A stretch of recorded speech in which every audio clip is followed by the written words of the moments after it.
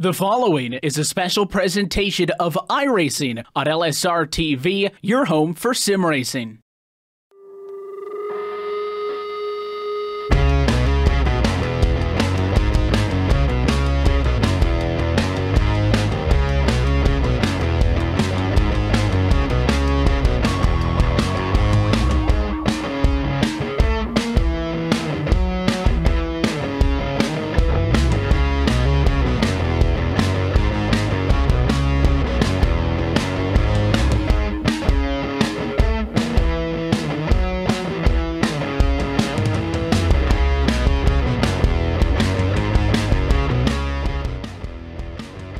Live tonight from the Stafford Motor Speedway, LSRTV with you to say good evening, sim racing fans, and welcome to our coverage of the 2018 Cars eSport Tour, powered by the Championship Esports Association. As we get set for the first of 12 weeks of racing action on 2018, we are happy that you're with us tonight, where it all gets kicked off with a late model stock feature coming up next to you on your home for sim racing and iRacing Live. And as we were all last season, and as we hope to be for the rest of this 2018 campaign on Wednesday nights, we are happy that you are with us topside at the LSRTV booth. Myself, Evan Pasoko, alongside with Cisco Scaramuso with the headsets and the switcher in front of him, and a Kelly Doll as well up calling the action all for you. And Cisco, happy to have the Cars eSport Tour back with us, third installment of this eSports Championship, directly affiliated with the Cars Tour and organized by the Championship Esports Association, and it's the second time LSRTV is going to be the home of all the action all season long, and it gets underway tonight with the late model stocks. Yeah, not only that, Evan, also going to be having us some limited late model action. Those cars very similar to the late model stocks, just with a couple extra pounds. I guess they had a heavy dinner, so they're going to be heading out on track. That's going to be towards the middle of our race here, but kicking us off tonight's going to be an LCQ with the LMSCs, your Monte Carlo SSs, just like you would find on the iRacing simulation. Getting ready to kick those off, and some LCQ action. Got to get into the show here, Evan, and that's on the docket, the first race here tonight.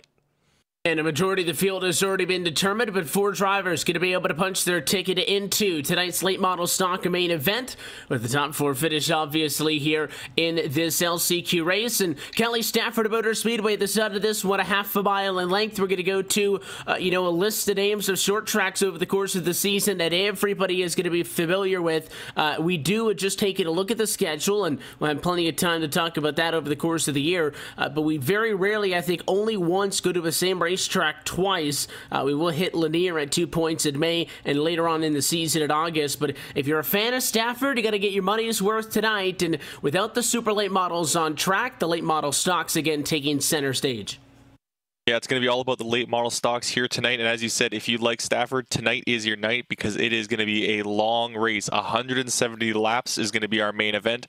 However, that is going to be broken up into different segments. We're doing a really special thing that it's going to be kind of mirroring what the Cars Tour themselves are going to be doing with their little segments, with a 40, then 55, 25, and 30 lap segments that we're going to split all this 170 laps up into. So it's going to be hard to maybe keep track of at first, but it is definitely going to be quite the show for the main event. And some other things as well to keep in mind as we get later on into tonight is, those yellow flag laps in that main event will not count towards the overall total. Drivers are also going to have only 4 fresh tires on a pit road available, 2 for the left, 2 for the right. You don't have to put them on at the same time, but they are allotted to each side of the race car. That is all you'll be able to add over the course of those 170 laps. Again, that's later on tonight, though. If you want to get into that main event, you're going to have to go through this LCQ, and just a little bit over 10 drivers getting set to go racing a 35 lap sprint. That is fair to say that this LCQ, Cisco, in its entirety, is still longer than the final segment of the race later on tonight, so this could be a good preview of things to come. Yeah, absolutely. In this race, that race in particular, mirroring what we did just this past weekend over at Tri-County Motor Speedway out in North Carolina. And of course, Tri-County Motor Speedway not on iRacing. This is the closest we're going to get, though, at Stafford. So definitely looking forward to that. And we'll talk strategy with those tires coming up, because there's about a billion different ways you can try and work that into your strategy here. Tony Stevens and I had about a 20-minute discussion on it just on the way home on Saturday. So plenty of strategy there. But Evan, as we get set, we got to head to the starting grid because we've got an LCQ to run. And it makes your life a lot easier if you start up front. We go trackside and take a look at your LSRTV starting grid.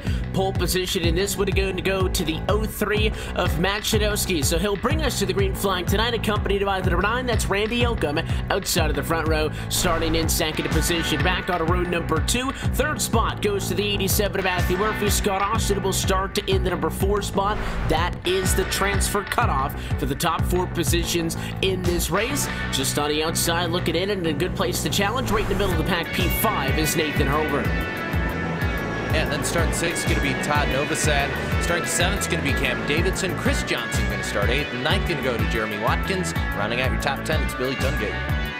Rounding out this 13-car field, we have the number 15 of Jack Ritchie starting in 11th. 12th will go to the 41 of Sean Cross. And rounding out the 13-car fields, that 55 of Travis Powell. Look top to bottom at your LSRTV starting grid. We talk about this Stafford Motor Speedway, a racetrack that comes in right at a half a mile in distance. Expect quick times in the 35 laps around this half-mile oval that'll bring us through this LCQ. Will not last very long, so you're going to have to be up on the wheel right out of the get-go as the lights go out on top of the iRacing.com pace car. Pace car will head down it in this time.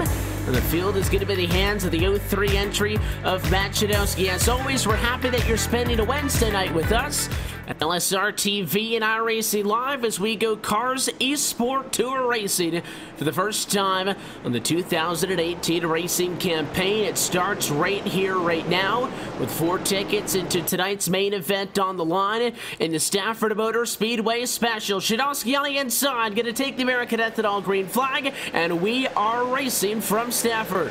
Yeah, down to turn number 1 we go, and on the inside, the 03 of Matt Shadowski going to be able to get that lead away, and it's going to be a battle for second between the number 9 and the 87. That's Matthew Murphy on the inside, Randy Yoakum on the outside. Yoakum going to clear and continue on side by side as that's Scott Austin on the top side as we come to complete lap number 1. And Austin's in a tough spot. He was battling for 3rd. That's not a big deal, but Kelly now as the 87 Murphy gets around him. It's a fight for 4th. That is for the transfer spot with Nathan Hurlburt on the inside of the racetrack. I noted that inside positioning on row 3 set him up pretty good, and he might this time clear him. Yes, sir. Hurlburt takes over the number 4 spot with 2 laps down.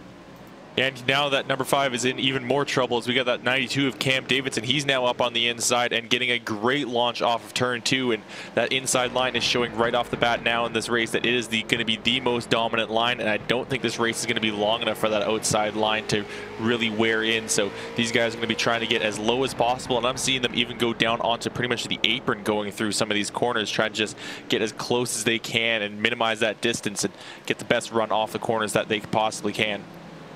Racetrack feels wide open here at the Stafford Motor Speedway. You see that yellow line all the way down on the inside. That's technically not the bottom of the racetrack because you can see that lighter asphalt color. That's the apron where it flattens off. So you'll notice drivers, even if they're a car length up off of the yellow line, they are essentially right down there on the flat of the racetrack. They might use that a little bit to help those cars turn, but they are not running up a lane. That is the bottom of the banking here at Stafford. And we talk about the banking, just not a whole lot of that in general, Cisco, with this racetrack. No, there isn't. And down to the inside, you can see these guys using that apron, trying to hook the car. I guess if this was initial D, you'd be trying to hook the car in the water gutter on the inside, but it doesn't quite work like that. But kind of similar thought. Get the car on the inside. There's just a hint of banking there up on the actual racing surface that these guys are trying to kind of use to their advantage. You can see them once again hit that apron side, trying to get speed down there. Single filing out early on. Race leader still getting lap time sub 20 seconds. For Shadowski the last time, it was the 19.632. And this time around, he is going to add a lot to his gap. Picks up a 10th on Randy Yoakum, who still sits second. Again, the key is to keep your eye on the top 4. And Cam Davidson is trying to get himself right there. He's up 2 spots for the start of the race in P5, having just recently got around Scott Austin. Yeah, but the problem is there is such a huge gap between him and Nathan Hurlburt, who's holding on to that last transfer spot. And it looks like Hurlburt himself is going to be trying to make another move on the 87, get himself into 3rd place, maybe just have a little bit of a buffer zone so he's not riding right on that bubble, but he's not wanting to be held up by the 87 for too much longer, because if that 92 gets into his rear view mirror, that's going to be a bit of trouble for him. But Davidson's got a long ways to go to get up to that transfer spot. He's down 8/10 now on Hurlburt. That's the biggest thing. He doesn't have to worry about any cars between he and the number 4 transfer spot, but it is just the distance in its own. And any other time you try to catch up to somebody, you can maybe hope that a battle will ensue in front. It'll slow those cars down. In theory, there's no reason Shidowski, Yoka, Murphy, and Hurlburt, 1, 2, 3, 4, should be fighting with each other, because at this point they are in, and that one extra spot in the LCQ is not worth possibly dropping out of the main event. Now, sometimes things don't always go as according to plan, but with 10 down and 25 laps to go, we are seeing the top 4 cars be the best on track. Yeah, and kind of have broken away from the rest of the field, Evan. I mean, Davidson, yes, he's trying to gain a little bit of ground, but he just can't seem to get the run he needs. Kind of almost a bubble in the way to where he just can't get up to the top 4. And as for Nathan, Hurlburt has just done a fantastic job in that 4th position to keep that gap at the same interval that it's been so far most of this race. So doing what he needs to do is that driver of the 28. And Hurlburt again picked up that spot right off of the get-go of this race. Everybody else in front of him runs exactly where they started. Obviously, the big loser through all of that was Scott Austin, who ended up falling to P6. He's not all that far back of Cam Davidson, though. I'm curious, Kelly, if there's going to be any hesitation out of that 5 cam to put a pressure on the 92 machine at the fact that, well, if you obviously fight, you're going to help the guys out in front of you who are single file. So I wonder if Scott Austin is just trying to ride in line for the moment, hoping that Davidson can get the job done, or if he just can't quite get to him, because the top 4 are pretty close together, all 1.5 seconds apart from each other. Then there's that big now 1 second gap that you were talking about from 4th to 5th. But then when you get back here to 5th, it's another big group of cars. So those transfer positions right now looking definitely a lot better than the second group of cars who are still quick, but they're just getting a little bit too far outside of that window now with 20 to go. I think he will try to make the pass if he gets up to him. We're almost halfway through this race already. There is not a lot of time, so he can't just sit there and wait for Cam Davidson to try to make a move before trying to go after that group himself. I think if he does get onto that, get a good run on that 92 car, Scott Austin's going to try to make a move to the inside and try to see if he can have any luck chasing down Hurlburt. But at the moment, they are still dropping back from these drivers, as now that gap is opened up to 1.2 seconds. So look at that 5 getting right up to the bumper of the 92, and I think Scott Austin's trying to look for a way around. Trying to get creative if he wants. He can force himself to the inside. We saw a little bit ago, I believe it was the 90 car, Jeremy Watkins, who's just behind those two. He actually had all 4 tires of that car down on the flat in turn 4, and you see the 92 Davidson getting a lot more aggressive as the tires start to wear off, and these cars are going to push up the hill again with that complete and utter lack of any sort of vertical or lateral grip here. With the fact that there's so little banking, they try to hook those cars around, and the longer into these runs we're getting, the more and more we're seeing these cars dive down low. Watkins way up the hill, though. An Adani car as a 14 flashes those to the inside, and Tungate's going to make it a fight for 7th.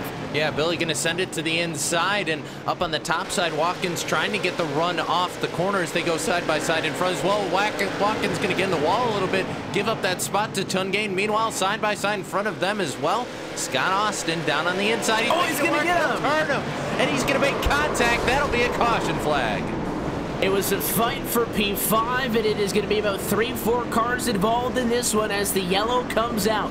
20 laps in this 35-lap LCQ, and we'll get a second look in a minute on the LSRTV replay. But you were watching it live. That 5 car really opened up the inside, had the positioning into the corner, but got really tight, tried to diamond it off of the corner by going real low like we saw the 92 do, and I think it just loosened him up, Kelly. He slides up the hill that little bit, and with the 92 pinching him like he was, there was no room for that kind of mistake, and both the 90 car, Jeremy Watkins, and the 14 Billy Tungate, who were just fighting behind them, also get a piece of that damage.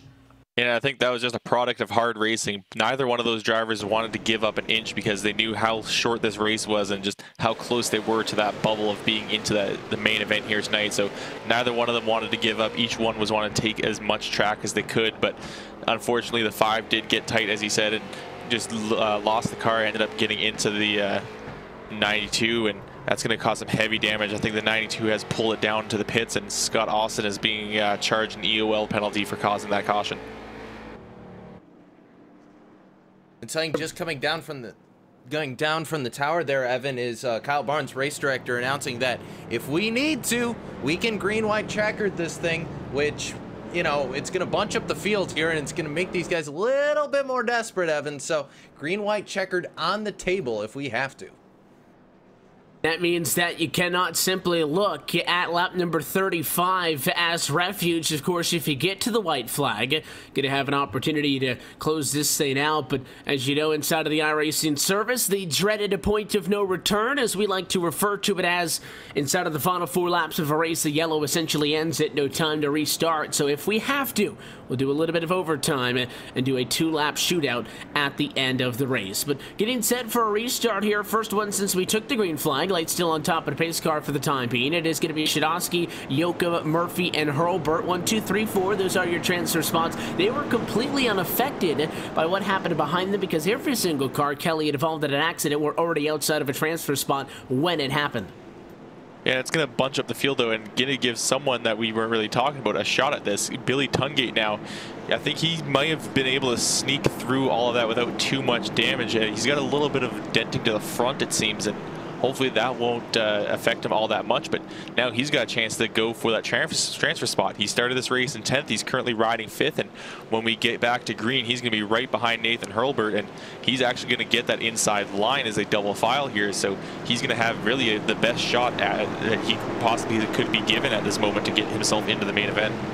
Same starting spot that Nathan Hurlburt had at the start of this race. He used it to get to the inside of Scott Austin. He has not looked back, but Hurlburt is going to be on the outside of road 2. We will see if Tungate makes this one interesting. The pace car heads down to pit road.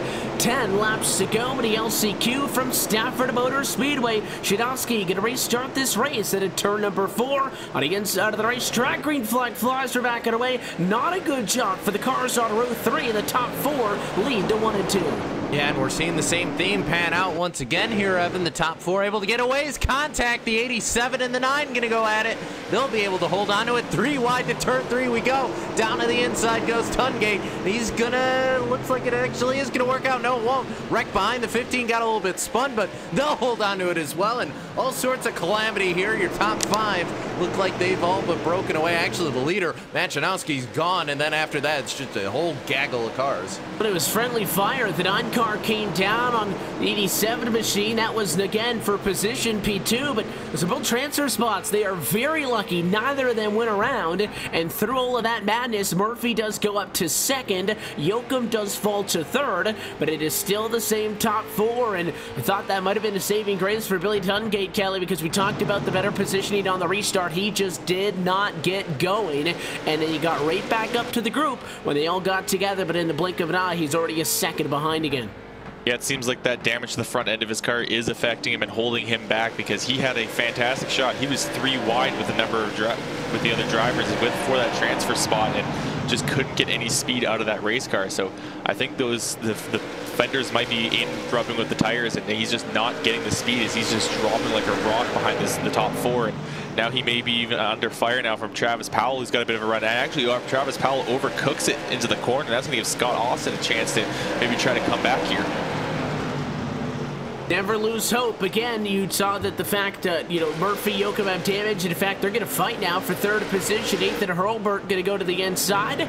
I was saying on that entire first run, there's no need to fight. They do have a 2-second advantage over 5th place on the back, so a little bit of a lesser risk here. If something were to happen, they could just simply back out of it. I don't think lose much, but Hurlburt wants to get back up in front of the Nada Yoakum, and the 9's not going to let him do it without a fight. I think the inside, those got the 28 looking pretty good now as they were inside of 5 to go.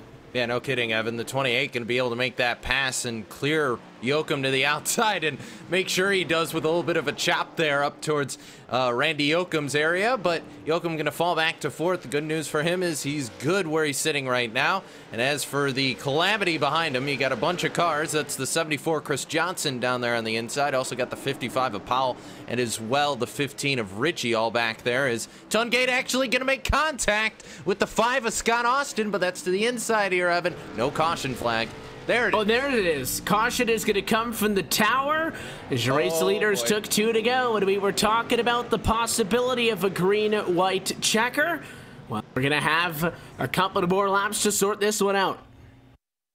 It's going to be close, but these guys are going to have another shot at it, and that's just kind of unfortunate racing from the 5 of Scott Austin. He just threw that car on the inside of Billy Tungate. Tungate just left the door open, but unfortunately Tungate tried to come back down on the racetrack and just slammed doors once again, with Scott Austin taking both of them for a spin to the inside. And sounds like Race Control currently explaining the rules of this green-white checker, and the lap counter may hit 35, but these guys are going to go again. That's why we're hiding the ticker, Kelly. We could throw it out the window at this point because, I mean, we're going past race distance here, bud. Yeah, once the pace car gets out of the way, that is when we're going to restart this race. It is literally overtime because we can't add laps, so we are past the allotted distance in this race. We're going to complete 35 laps, but again, this one is going to go to an overtime finish to decide things. So if you're a Travis Powell, P5, a Chris Johnson, P6, I don't think over the course of 35 laps, Kelly, these drivers have cars that compete with those top 4. But when it comes to a 2-lap shootout, it's a completely different set of rules. Turn 1 is going to be crazy. That's really the only way that they explain it, because everyone's going to be trying to make any sort of move they can stick here, especially watch that 55 of Travis Powell. He's going to have that inside line. If he can get basically some position on that 9 of Randy Yoakum, he may have a shot to take that last transfer spot. See what happens here as they come side by side into turn number 4, looking for 2 laps to go in a late model stock LCQ. Let's go overtime racing. Green flag out, and great jump by the 03 there of Shinowski. They're going to go 3 wide for second there for a moment. One car way up the track, the 74. It doesn't matter. He's going to fall back. He's out of the running for that transfer position. Now the 55 has worked his way up into this battle, and it's all sorts of bumping around as they come to take the white flag. Powell's in the spot that it needs as we take 1 lap to go here from Stafford. Shadowski in the 03 still out in front of the field. He'll be followed by Hurlburt, Murphy, and Powell now side by side for the transfer spot with Randy Yoakum on the inside of the racetrack. This is it. Side by side they go. The 55 tries to look low for the crossover. He's not going to get there, and Shadowski will hang on the final 2 laps of this race. The green-white checker. It'll be Hurlburt, Murphy, and then at the end at the line, the 9 car came back, and Randy Yoakum slides right back into that final transfer spot in 4th. Yeah, I don't think it was Shinosky that was the one that we had to worry about hanging on. Shinosky was dominating this race. It was Randy Yoakum who lost that last transfer spot on the restart, just got a horrible jump on the start, but was able to work the line on Travis Powell on the last corner. Travis Powell just couldn't keep that car down, left the door open. That 9 car snuck in and just was able to move himself into position to take the last transfer spot. So Randy Yoakum will sneak his way into the main event. And through all of that, as silly as it may seem, Cisco, nothing changed from what we got that yellow flag with 2 to go to after that green-white checker. But you can see Travis Powell into 55 definitely tried to make the most of it and was leading with less than a half of a mile left to go in this race. And Randy Yoakum, again, I think was just a little bit too strong, would have added the most and got the job done. But an impressive run, though, by everybody in this one to definitely make it close at the end and make it interesting as we get our top 4, the final 4 drivers, plus 1 provisional, I believe, as well, for based on points from last season, is going to be joining tonight's main event field later on. Yeah, absolutely, and that'll come on later tonight, but coming up next year is going to be some limited late model action. Keep in mind, Evan, that this past weekend, this was the Chaos Race. We had 2 massive wrecks at Tri-County in this division, but this is going to be your limited late model series, which, true to how limited late models worked that we had this weekend, these are basically the same Monte Carlo SSs that you just saw, only with about 250 pounds added on, but they're going to be going for 75 laps coming up next, right here on LSRTV.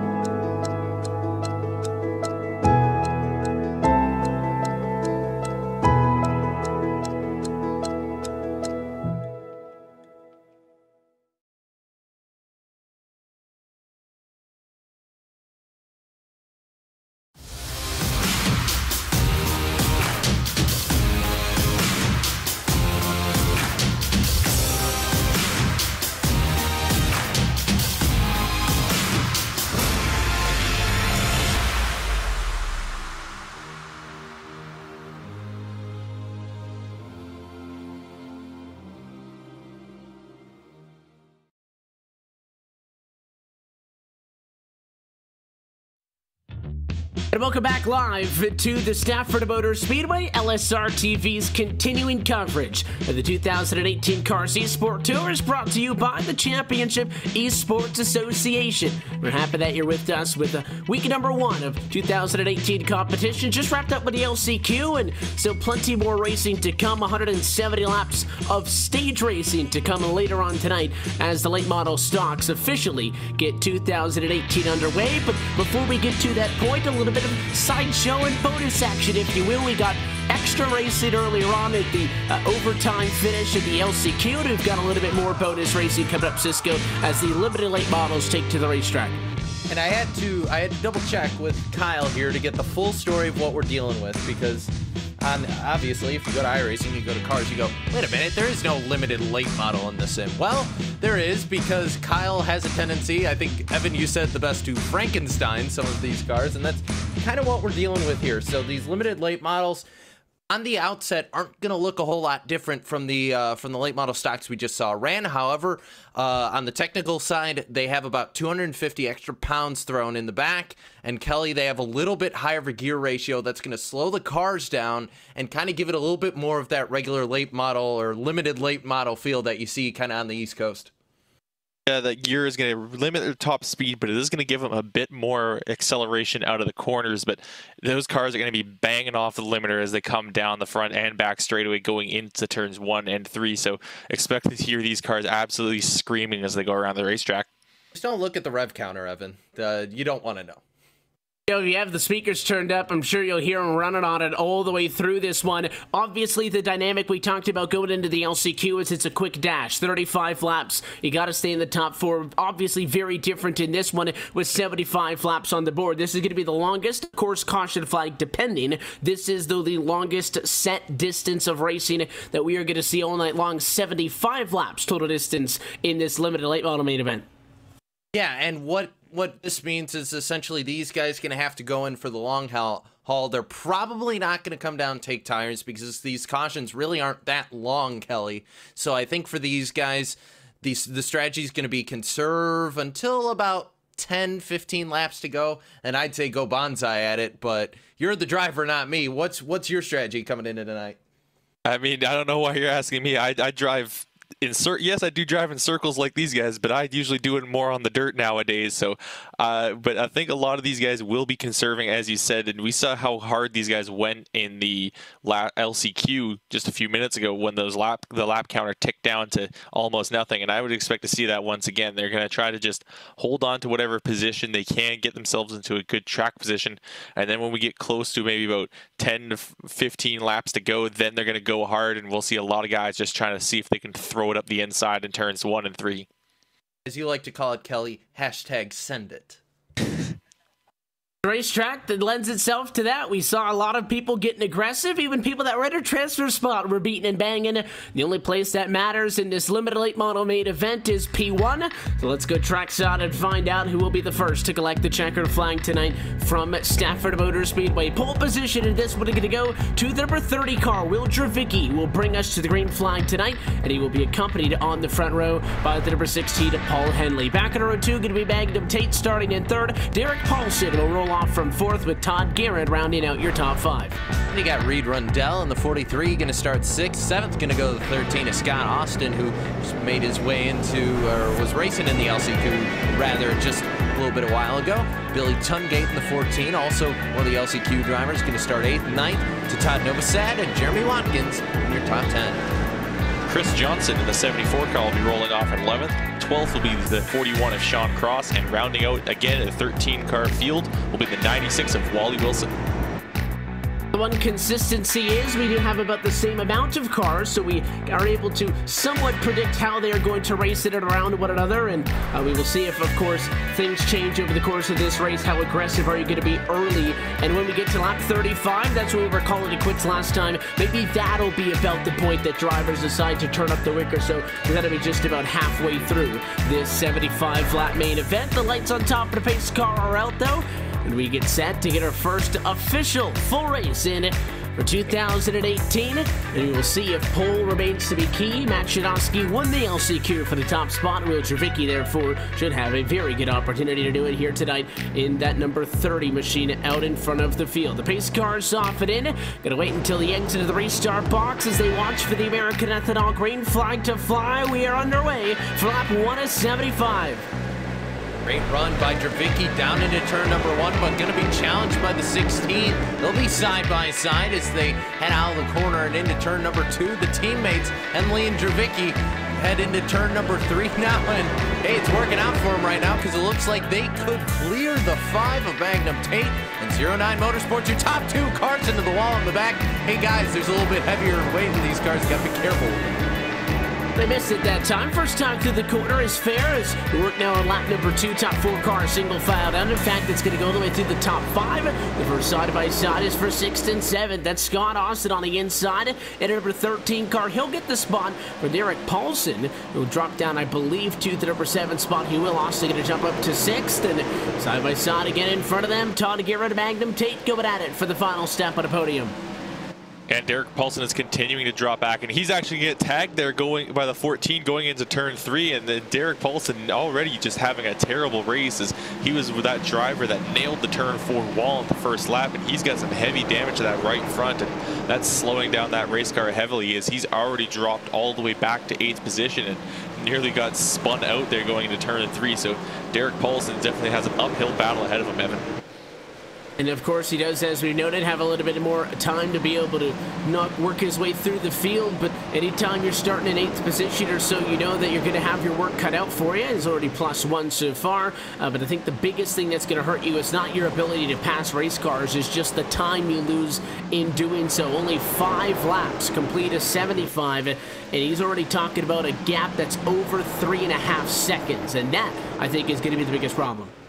Yeah, it is. And Dravicki opening up a gap as well is just going to make this harder for these guys because they're going to have to track him down. That's going to use tires, Evan. Then they're going to have to worry about passing Dravicki with already used up tires to where Dravicki can just kind of conserve at this point. So it's going to be tough, especially for Todd Garrett, when you also consider the fact that, oh yeah, right behind Dravicki, that's his teammate in Paul Henley. So the deck is definitely stacked against old Todd Garrett right now. Yes, he continues to try to, weather the storm per se, but did a good job of getting up to third early. We will see if he's able to keep that momentum up again. If you can get 2-3 spots off of the green flag in this race, I think that you can allow yourself to breathe a little bit, Kelly. Just get a couple of spots here and don't obviously force the issue right out of the gate. You don't want to wear off those tires, but of course there's a long way to go. If you drive really aggressive now, there's a late race restart. You might not have anything left. If you can get 2 spots on one restart, nothing saying you can't get 2 more on the next one. So just obviously try to keep in touch with the cars in front of you. You can see just how tight to the back bumper of Paul Henley he is in the battle for second. Stay within striking distance, close enough to be able to take advantage of a mistake, but also make sure you've got a race car underneath you if things get fun later on. Again, lap 10 is 75 and it works. Still a marathon left to go. Yeah, if I was Todd Guerin, I'd try to hold off at the moment and wait for a pass to maybe just kind of present itself in an opportunity. But he's in a great position if it were to come down to a restart. Like, being on that inside line is where you want to be. And at the moment, if he were to put himself on the outside for the next restart, because as you mentioned, Will Dravicki and Paul Henley are teammates, Dravicki will probably get on the radio, tell Henley exactly when he's going to jump, and then Guerin's going to be in trouble for the restart. So Guerin's just got himself in a great position at the moment and shouldn't push his car too hard. As you mentioned, he doesn't have the tires to just last this whole time if he's going to go as hard as possible all the time. But it looks like he's going to try to make another peek to the inside here going into turn 3, and he is going to get up to the door of the 16. Side by side we go to fight for second. It's going on about a half of a second on for the race lead right now. It's been all Will Dravicki so far, uncontested through 13 laps of action so far. But Todd Guerin not giving a 16 any more room than he has to, despite the fact that the 18's down low. He was cutting up very early on Paul Henley, almost forcing him to give him a little bit more space, and Guerin's going to complete that pass. Moving to P2 now. That's plus 3 spots already. That makes him the bigger mover in the race out of anybody else. Yeah, absolutely. Also makes him a very happy Todd Guerin, because that means that's one less car he's going to have to track down and pass to get past our leader, Will Dravicki, who has been batting 1,000 so far, going to come to complete and lead lap number 14. So Dravicki out to an early lead, not having to worry too much about challenges, and looking through the rest of the field, everybody else calming down. Even the secondary pack, you see the 4 of Paulson, the 14 at Tungate, the 13 of Austin, the 74 of Johnson. Those 4 all together also kind of feeling a little bit calm here, so not too much battling here going on throughout your mid-pack. It's all Will Dravicki up front. The 30 car is not going to complain about that, although Todd Guerin appears to be the one that's going to be the agitator tonight. He does not want to heed the advice and sit back and slowly and methodically pick through these 75 laps. He has a fast race car, and he wants to use it. Any other time you see a side-by-side fight, I would expect those 2 cars to lose time to the car in front of them. Todd Guerin has moved into second, passing Henley, and has only gained on Will Dravicki. That gap now back down to 2 car lengths, probably the closest anybody's been to that 30 of Dravicki since Henley was right there only 2 laps into this race. Yeah, Todd Guerin slowly chipping away at that lead, and every lap that lead has gone down. So Guerin just running that car hard, but as you mentioned, he's got to worry about those tires, and I think he's just trying to push his car as hard as possible, get himself in front of Dravicki, and then make Dravicki be the one that has to maybe try to use worn tires later on in the race and make a late race pass. And Guerin getting right up to the bumper now. We saw this a while back when he was chasing down that 16 car. He would get right up to the bumper in the middle of the corners, and then a few laps later just got that good run off of turn 2 and was able to sneak to the inside. He's going to get almost up to hit the bumper, the 30. So Todd Guerin putting the pressure on Will Dravicki. And if you're Dravicki in this situation, Cisco, do you just get out of the way and let him go? Obviously, the 30 machine not pushing it as hard. Hasn't had to be fair. When you start up front and you got clean racetrack, I'm not going to say you're going to be complicit, but you don't have as much of a chip on your shoulder or an incentive to get going. But there is still a long way to go in this race, just past quarter distance. And it seems like we've been talking about Todd Guerin in a battle for position nearly every single lap. Do you not want to hold him up? Because obviously any sort of defensive move by the 30 is going to wear on that race car a little bit more. I would almost think just let the 18 go if he wants to drive the wheels off it, drop back into P2, gauge how hard you want to drive that car based off of what he does in front of you, and then maybe get right back into it at the end. That depends on how hard Will Dravicki's been driving that car, Evan, because if he hasn't been saving anything, if he lets the 18 by, there's nothing that's going to say that he'll be able to get back to him. So if I'm Will Dravicki, it all depends on what kind of race Will Dravicki's been running. Obviously, with him being out front as much as he has, you have to think he's been saving something. But honestly, Evan, I'm not giving up that lead. 30 cars so far has shown no intentions on doing so. The 18's got awfully tight to him a couple of times, but has not let the 18 machine get down low. In fact, at 30, I think Kelly has gone halfway to the apron to shut the door a few times. And I think Guerin also recognizing that, not going right back in there, trying to set himself up, get in a good position to make the move if he then decides to. Yeah, he's just trying to run a defensive line, making that car as wide as possible, and we've seen that the only place to make a pass here on this racetrack is to the inside. So as long as Dravicki keeps that car down to the bottom of the racetrack throughout the corners, it's going to create a lot of problems for Todd Guerin, and he's not going to be able to really find a way around unless he can somehow get a great launch off of a corner. So Dravicki just has to focus on hitting his marks, and I think he's going to have to now start focusing on that 41 of Sean Cross in front of him as he's starting to catch up to the lap traffic. You'll see the race leaders catch up, and that's at 41 division to Sean Cross, who sees your race leader coming. He'll move up and get out of the way. It might have affected the 18 to Todd Guerin a little bit, but that was just bad timing with him catching him off for the quarter. A nice job by Cross to get out of the way as he becomes the first driver to fall a lap down. Like in all of these Wednesday night races, 40 laps of uncontested green flag action means a competition caution. We're past halfway there now, working lap 27. Yeah, and also something to note, Evan, is all of these drivers taking part in this race, none of them have ever won a CEA feature race before, one of the big races. So, you know that whole thing about, you know, giving up the lead and letting them fall back, Evan, and saving your stuff?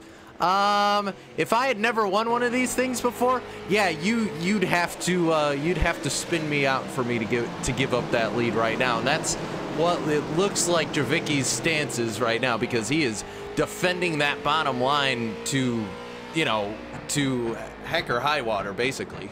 I want to think as well that competition caution probably plays into his mind as well. If we, you know, get to that point, the restart would be with less than 35 to go. There wouldn't be another one. So it would almost split this race right in half. But being the control car for the restart is a big help to somebody. Obviously, you get the inside positioning. That has appeared so far to be the better lane to be at the Stafford Motor Speedway. But also, you might be able to get a little bit of a jump out of the gate and hope, hey, if Todd Guerin's on my outside and somebody in third gets a good jump, they could be busy funny to it themselves. So I would almost think leading at the ensuing restart, if we do, Kelly, get to that competition yellow in 10 laps from now, I think that's going to be a critical step in putting that 30 machine of Will Dravicki in a victory lane for the first time.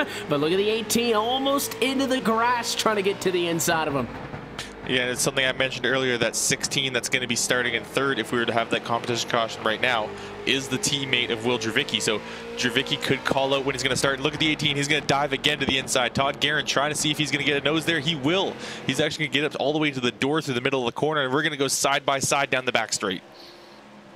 Inside he goes, side by side for the race lead. First time we've said that basically all night long. The LCQ win went from all the way to the start to the finish, and Will Dravicki will not lead that time. New race leader, Todd Guerin, in 33 laps of contest, has worked himself from 5th to now 1st. Dravicki doesn't want to give it up, though. Knows the inside's key. Flash the nose, and that was a hard drive into the corner by Guerin to make sure he couldn't get down there. Yeah, and if I'm Will Dravicki, I'm not in quite panic mode yet here, Evan, because we know we have the competition caution at 40, so that's probably going to be the next best shot. So you know what? Todd Guerin's going to build all this lead, and it's going to be for naught because you know that caution's coming. So if I'm Will Dravicki, I'm just thinking here, you know what? I think I'm just going to wait until that comp yellow and then just try and stick it on the restart here. And that could be a fair case. Drop off a little bit. Obviously, you're going to have an opportunity to cool down those tires when you work under those caution flag conditions. And there's the caution flag for you. 35 laps in, and yellow flag from behind. That's a spinner. Yeah, that's the 96 of Wally Wilson. We were getting ready for the comp yellow there, Kelly, and that was the 96. Looped it all around, and well, I guess that planning sort of still works out because it was relatively close to when we thought the caution was going to come. Yeah, it wasn't quite the competition caution. Wally Wilson just getting that, losing control of that car, banging it up just a little bit on the outside wall, but Don't think there's going to be many major problems for anyone else, but this is going to really throw a wrench in some of these guys' plan. I think they were all actually were planning for this for the competition caution coming up in a few laps, but it's really going to put a hamper on Will Dravicki's plans, who was maybe banking on that caution being a few laps away, and I think he was hoping to take that lead back from Todd Guerin within those next few laps. It hurt his strategy, maybe. We get a yellow either way. It's only a 4-lap difference between when we would have actually gotten that yellow. It actually comes right out at the halfway point, so it'll put us just inside of 40 to go, meaning that we will not have another competition yellow for the rest of this race, and that makes the timing on Todd Guerin's pass, I think, Cisco, that much more critical, because he got it just 2 laps before this comes out, and now that puts him, I think, in that critical position of being the control car for a restart. And because I'm hearing because Wilson was wrecked out of being the lucky dog, he's actually going to get lucky here and get that lap back. So if you're Wally Wilson, you are on top of the world right now, because you get another shot at getting back to the lead lap here and maybe doing something when the yellow goes out. But yeah, Evan, I have to agree, this is going to be very interesting, because I don't think Dravicki got the cooldown time that he wanted. And I don't think Guerin was able to get a fair chance at trying to see how his car was in clean air yet. So I don't know, man. This could be interesting. Anytime you get a yellow and you get a chance to group everybody back up, obviously is going to be an opportunity for things to get a little bit crazy. So it is going to be Guerin, Dravicki, row 1, Henley Tate on 2. With Reed Rundle, and Billy Turngate, row 3. Scott Austin, Derek Paulson, row 4. Chris Johnson, Jeremy Watkins round out the top 10 on the racetrack. Novastad, Wilson, and then cross the lap down to round out the entire field. Based on what we saw, Kelly, Todd Guerin, best car, I think, in that first run. Is he going to have speed, though, to sustain it throughout? Or Dravicki saved a little bit. Is this the opportunity for him to put the foot down? Is sleeper, maybe, for Paul Henley, Magnum Tate? Do we think that Guerin's got it secured as the lights go out, or are we going to see a challenge here? I think we'll have to wait a few laps to really see if Guerin's worn off those tires. He may have just overheated them up a little bit, and maybe just this caution allowing them to cool down will bring that grip back to the 18 car. But I think in maybe 10-15 laps time, we'll see if he really did wear off those tires too much going after Will Dravicki. Out to find out. Pace car down and in. It was a 35-lap run to the first yellow, and there are 35 laps to go in a limited late model main event tonight from Stafford Motor Speedway. The 18 is off and out, and the 30 car of Dravicki left in the dust. Here comes Henley for second. Yeah, and just completely gone is Todd Guerin, and yep, Henley's going to grab second. It was a horrible restart for Will Dravicki, who's fallen back to third, and is now on the outside getting the freight train treatment. Goodbye Reed Rundle, and could very well be goodbye Scott Austin if Will Dravicki does not address this right now. Get the job done sooner than later, but the 30 car not going to get in any positions there. He'll lose an additional spot. So Henley to P2, Rundle now to P3, and I think in that 13 machine, yes, he will. Scott Austin the inside for 4th position. So maybe it is just a little bit of fall. I'll go behind contact. Magnum Tate, what a save in turn 4. Almost got junked by the 14 at Tungate, but somehow we're still green. There's some rough and tumble racing right now, and this is some true short track racing. It's some couple contact between number of drivers. The 30 of Will Dravicki got a good shot in the rear end on the restart. I think he may have just missed a shift there, because that car just did not launch at all, and now he's in a ton of trouble as he's gone from sitting in second place, dropping all the way back to sitting in 5th at the moment, and he's now finally going to maybe just be able to slip down to that inside line. But if he doesn't get down there soon, that 14 of Billy Tungate might be able to get his nose in and put himself in a position, but Will Dravicki definitely got used up, and I think it was a good restart by Guerin. Yes, that's key, Cisco, but I agree with Kelly in the fact that I think Will Dravicki really blew that one. Yeah, no, that was not a good restart, and that's basically taken Dravicki out and thrown away his chances of getting his first feature win here in CEA. And as for Todd Guerin, it's out to the races at this point, but Paul Henley isn't letting him get too far away, but I just haven't seen the speed out of the 16 quite yet to be able to challenge anything, and the 18 just dropped to the inside. What on earth just happened? The 18 machine of Todd Guerin is on pit road at lap number 46. He's going to come down from the race lead. Black flag. Yeah, black flag. Paul Henley's going to get the top spot in this one, so a penalty to your former now race leader, Todd Guerin.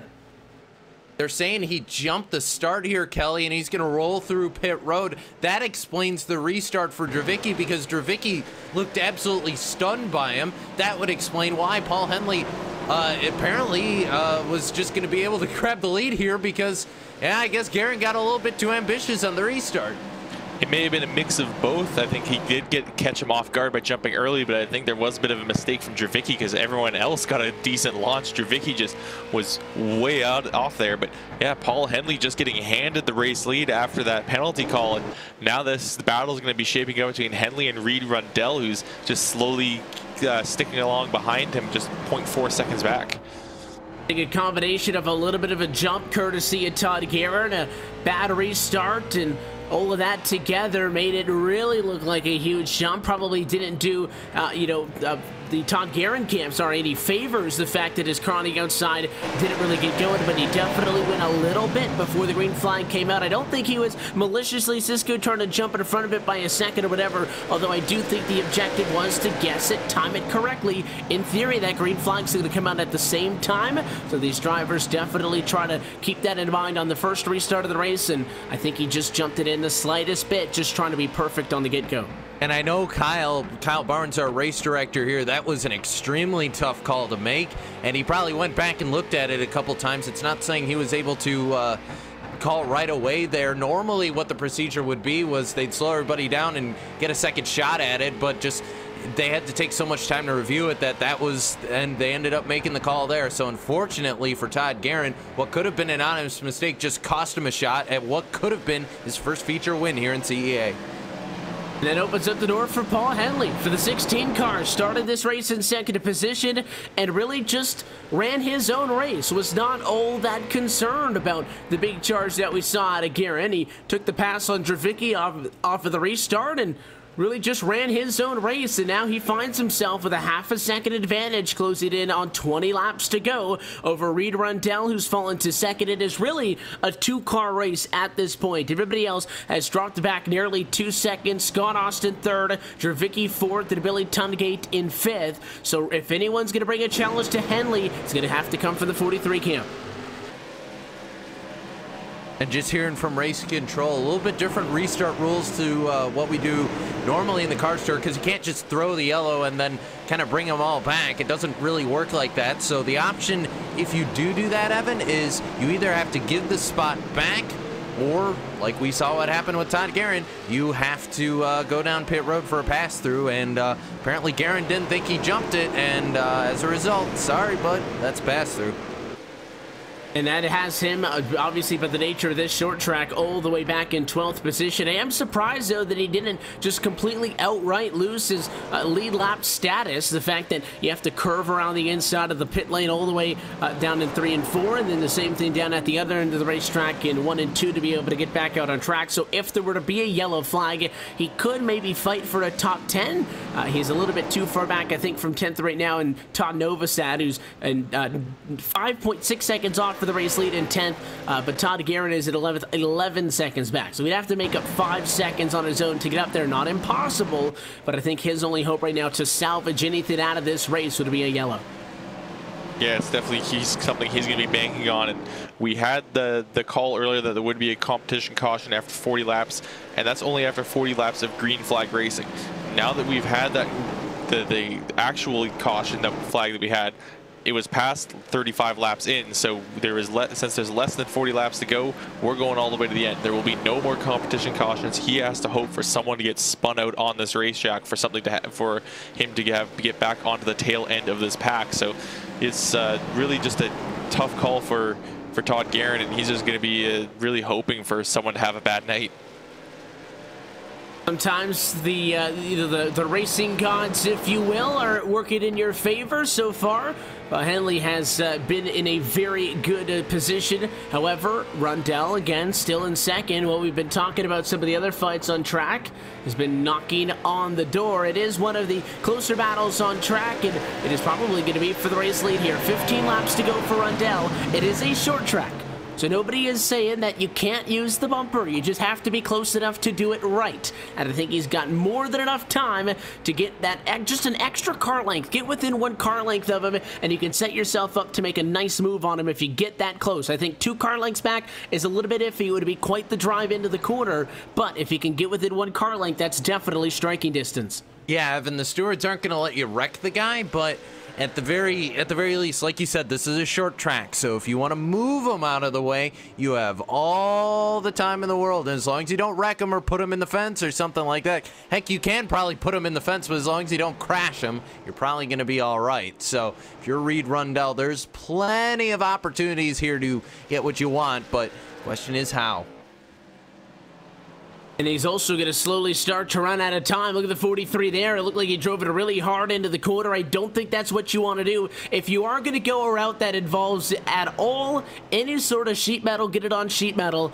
You don't want to do it with 13 laps to go in this race as we close in now on 10 to go, because if it comes down to that, if you don't feel like your race car, Kelly, is going to be enough to just get him straight up, and you do have to get a little bit physical, which is completely within the rules and I think what you would expect to see within reason at a short track, you do not want to give that driver an opportunity to get back to you. So I would have suspected Rundell to be setting Paul Henley up a little bit more. Instead, he's taking a couple of hard dives into the corner, getting close to the back of the 16, but it's really been hurting him off of the corner, and now he's back, I think, too far away at about 3-4 car lengths. I think he might have just got into his own head, really, just pushing that car a little bit too hard, and it's starting to cost him now as he's just running a bit awkwardly in those lines. He's not quite hitting the marks. He's not getting smooth off the corner. He's going fast into the corner. He's having a real quick entry, but it's slowing him so much down through the middle of the corner. He's just not getting the drive off, and that's starting to lose the ground. That's what's causing him to lose ground. Now he's starting to really slow that car back up a bit, starting to get a bit smoother once again, and we can see that gap shrink just a little bit. He's got to stay focused. He can't let it get into his head that he's in trouble here and just not quite at the bumper. He's got to just stay calm, and maybe he'll have a shot at that 16. Looking out for a lap car up top. That's the number 96 car of Wally Wilson, who will fall off for the lead lap. So we go down to 11 cars on the lead lap. Through all of that, Todd Guerin was able to get himself back in to a lead lap position, but still shy of creeping back inside of the top 10. This time by 6 laps to go from Stafford. The 43 is made up for some of those mistakes. He's right back within that 2 car length window. If he pulls the trigger, when does he go for it? Yeah, it's got to be soon here, Evan. You don't want to wait too long, but at the same time, you don't want to let that guy get a chance back at you. So if you're Reed Rundell, this might be the whole strategy. If you can get to Paul Henley, you want to make that pass as late as humanly possible, because you don't want the favor being returned to you here. So time running out, though, for Reed Rundell. The question is, can he do it in time? Going to come down to the wire for sure. Saw a late race yellow at the LCQ. That changed things up. Do we stay green to the end? Because Scott Austin, Will Dravicki, Billy Tungate, and 5 of Magnum Tate are all over each other for 3rd, 4th, 5th, and 6th position into the 9 laps. But obviously, the only thing that matters in this, there's no top 4. Only 1 checkered flag at a line. Going to be 3 laps to go for Paul Henley. He's got to figure out a way to get up to that 16 car, and there he just drives it in a little too hard into the corner once more, and he's again overdriving his race car and burning off those tires, as well as losing just a little bit of ground. He's 0.2 seconds back, and if he tries to just throw it into a corner, he's not going to be able to make that pass stick. So he's got to get his car just a little bit closer to that back bumper of Paul Henley before he can try to make a move like that. And he is keeping pace. He just can't quite get up close enough to Paul Henley. We'll see if he ends up coming up just short. White flag in the air the next time by. If we get to that point, this one's going to race out to the end regardless of what happens. The 43 car still there. Does Reed Rundell have anything in the back pocket, or is it going to be Paul Henley for a first career win with the Championship eSports Association? Last lap underway from Stafford Motor Speedway. The 43 comes close, and he's got a big run down the back. Final time to turn 3. Looks to the inside of the racetrack. Henley going to go low to shut the door, and that is going to be all she wrote. Paul Henley, your limited late model winner. and first-time winner for a feature win here in CEA, a ecstatic Paul Henley. We're going to get a chance to talk to him here in a little bit, but huge win for the driver of that number 16 machine. A huge win also for his whole team, 09 Motorsports. Their first win, I think, as a whole team here this season. Congratulations to that team as well. Excited to be competing with us in the Cars eSport Tour for 2018. And for the first time out, Kelly, week number 1, parking a car in Victory Lane. It's not a very bad way to get the year started, if I do say so myself. No, it's a good way to boost the confidence going into a season. Getting a win right off the bat really makes you feel good and allows you to just give you that boost and give you a bit of momentum going forward. So I'd expect Paul Henley to just try to ride this bit of wave of momentum and maybe get another couple good results in the next few weeks.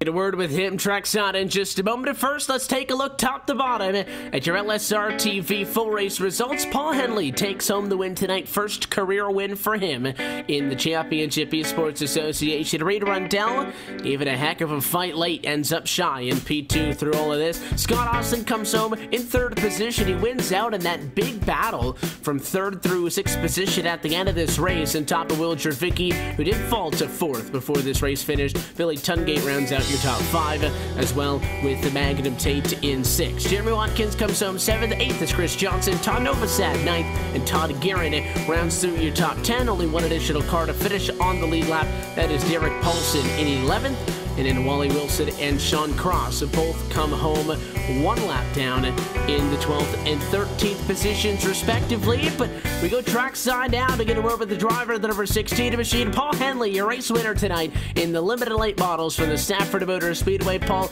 congratulations on the win. Just tell us through this one, because you guys started second. You had a fast car, but I don't think at least the first half of the race as fast as Todd Guerin. He blew past you, blew past our pole sitter Will Jervicki, and looked like he was in a very good position to win this race, but he kind of forced it on that restart, got hit with a penalty, and you guys look like by running your own race allowed this race to come to you, and you're a race winner in the Championship Esports Association. Tell us about it. Yeah, I was definitely the 3rd fastest, I think, out of everybody there. I didn't have anything for Todd or Will, and Todd unfortunately jumped that start, and I think it affected Will on his start. I also got a push from whoever was behind me, so that kind of helped me out, and with my teammates in my ears, they helped me be consistent and held off for the win. Obviously, looking at a race distance with 75 laps in these cars, knowing that if it were to go green to 40, we would have gotten a competition yellow. We actually had an accident just shy of that, but it essentially split this race in 2. At the halfway point in this race, just looking at what you had in that 16 machine to compared to, you know, everybody else around you, the likes of Jervicki, the likes of Garrett and such, what did you assess at that moment, and what was the strategy going into the second half? Well, knowing that we weren't going to get any fresh tires, taking it easy on the tires was a crucial thing, and I figured it out almost before the caution, and by just doing that, it helped me be consistent with every lap after that, and apparently that was enough to hold off for the win. Tell us about that battle with the 43 Reed Rundell. He was coming in close on you a couple of times, got within a car length or so, including down in turn 3 for the final time. How much were you using that mirror there coming to the end? Yeah, the last 10 laps were nerve-wracking. I was like, don't make any mistakes, just hold your line, do what you gotta do. Brandon Wilkinson was coaching me through and helped me know that he was right there, 2 seconds back, and he was getting closer and closer, and I can definitely tell I was pushing a little too hard, but it was, I guess, just enough. I think everything definitely works out when you park the car in Victory Lane, and you're a winner for the first time at a Championship Esports Association as well. How does that feel? Oh, it feels fantastic. I've been wanting this for so long, and it's a lot of work. There's a lot of fantastic drivers in here, and it's really challenging, and I'm very thankful to have this opportunity. We're also thankful that you were able to give us some time and chat with us post-race. Paul, we'll let you get out of here. Before we do the sponsors and the shout-outs, the folks at the team, who do you want to say hi to and thanks for this? First and foremost, I want to thank my fiance, Erin Barr, for letting me do this. She's been my support since day one, so I really appreciate that. Also want to thank Will Dravicki for bringing me to the CEA League, and thank my 09 Motorsports team. Without them, this wouldn't be possible. Thank my sponsors, Turn 5 Live, Croak and Toads, and we just got a new sponsor today, World by Storm. I'm glad to have them on board. And everybody else that supports us, I want to thank you guys for hosting us. You guys are awesome. Thanks for Kyle Barnes for letting us do this, and all the hard work that's put into this. Everybody enjoys a good plot twist, and it was a fun one tonight. Again, Paul, thank you for joining us. Congratulations, though, on the win. Hopefully for you and the team, this is the first of many to come, and we'll see you for the rest of the year. Thank you very much. Race winner tonight, the limited late model winner as well. First for him, as we noted on his career, Paul Henley opens it up tonight, winning in our 75-lap feature. But the main event is still to come. It is late model stock opening night for the 2018 Cars eSport Tour, and we go racing for 170 laps. That one is next, right here on LSRTV in iRacing Live. We'll be back to Stafford Motor Speedway for the big ticket event when we come back.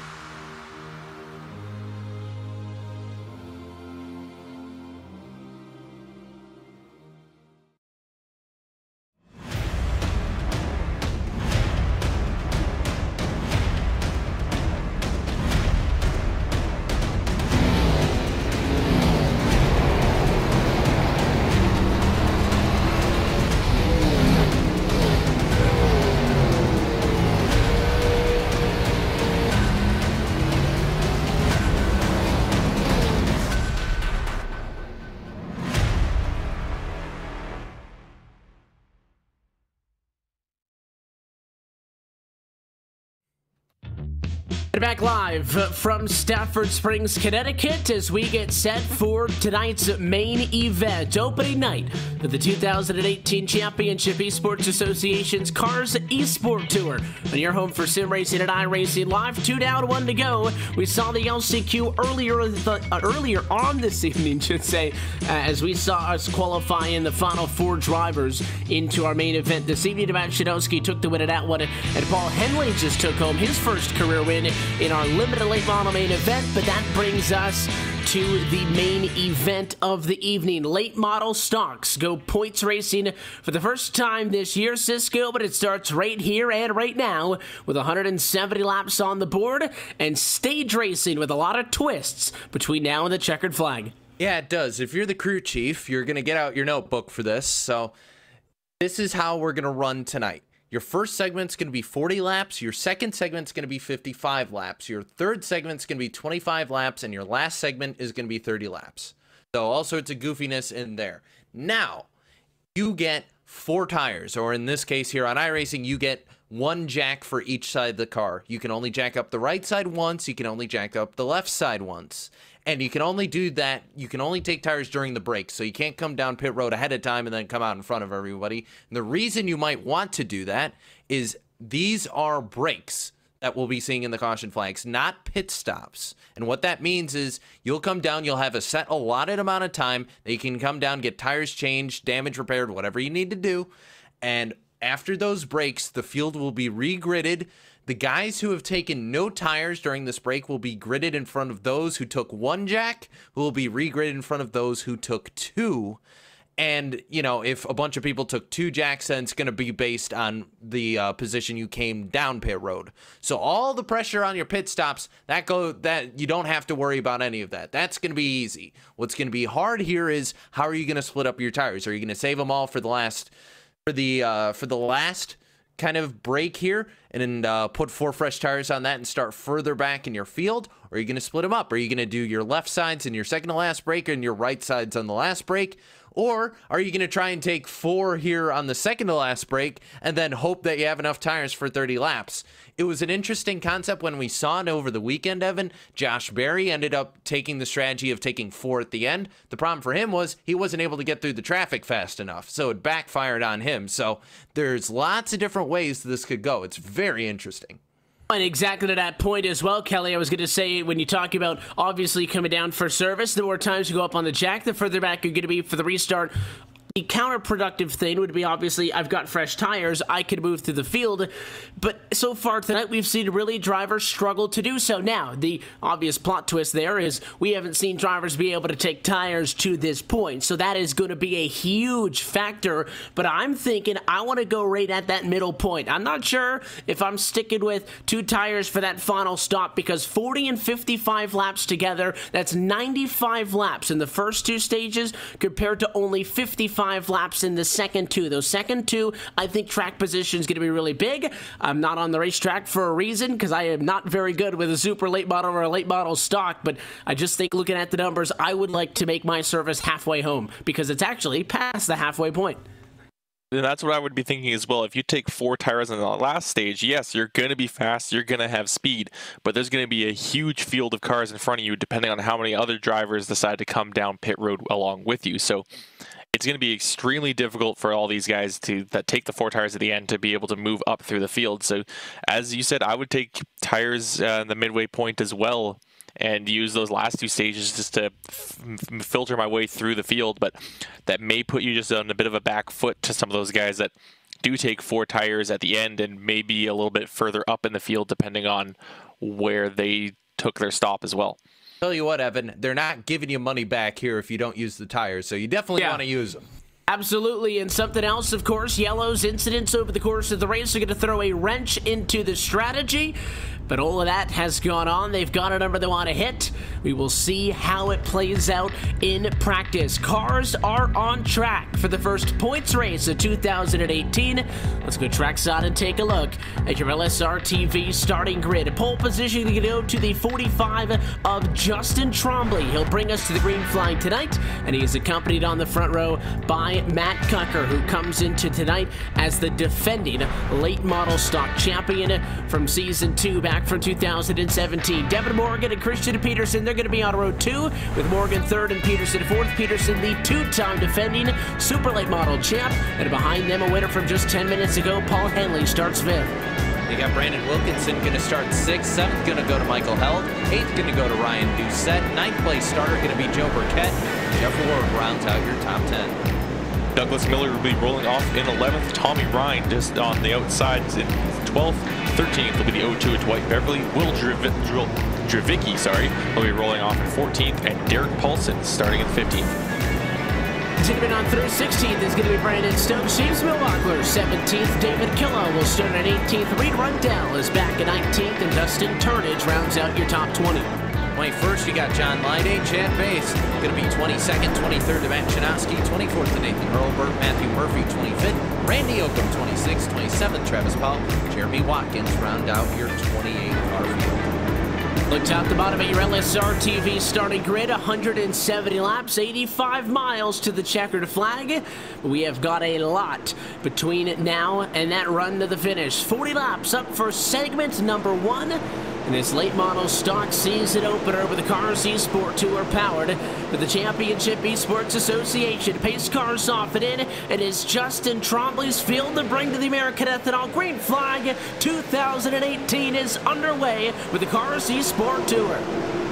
Down at turn number 1, everybody going to give each other plenty of space here. It's a good first corner for these guys. Down to turn number 3, and Trombley going to be able to try and hold on the bottom side, but Cucker trying to use the outside to his advantage. They roll off the corner here. Survey says the 69 leads the first lap of 2018.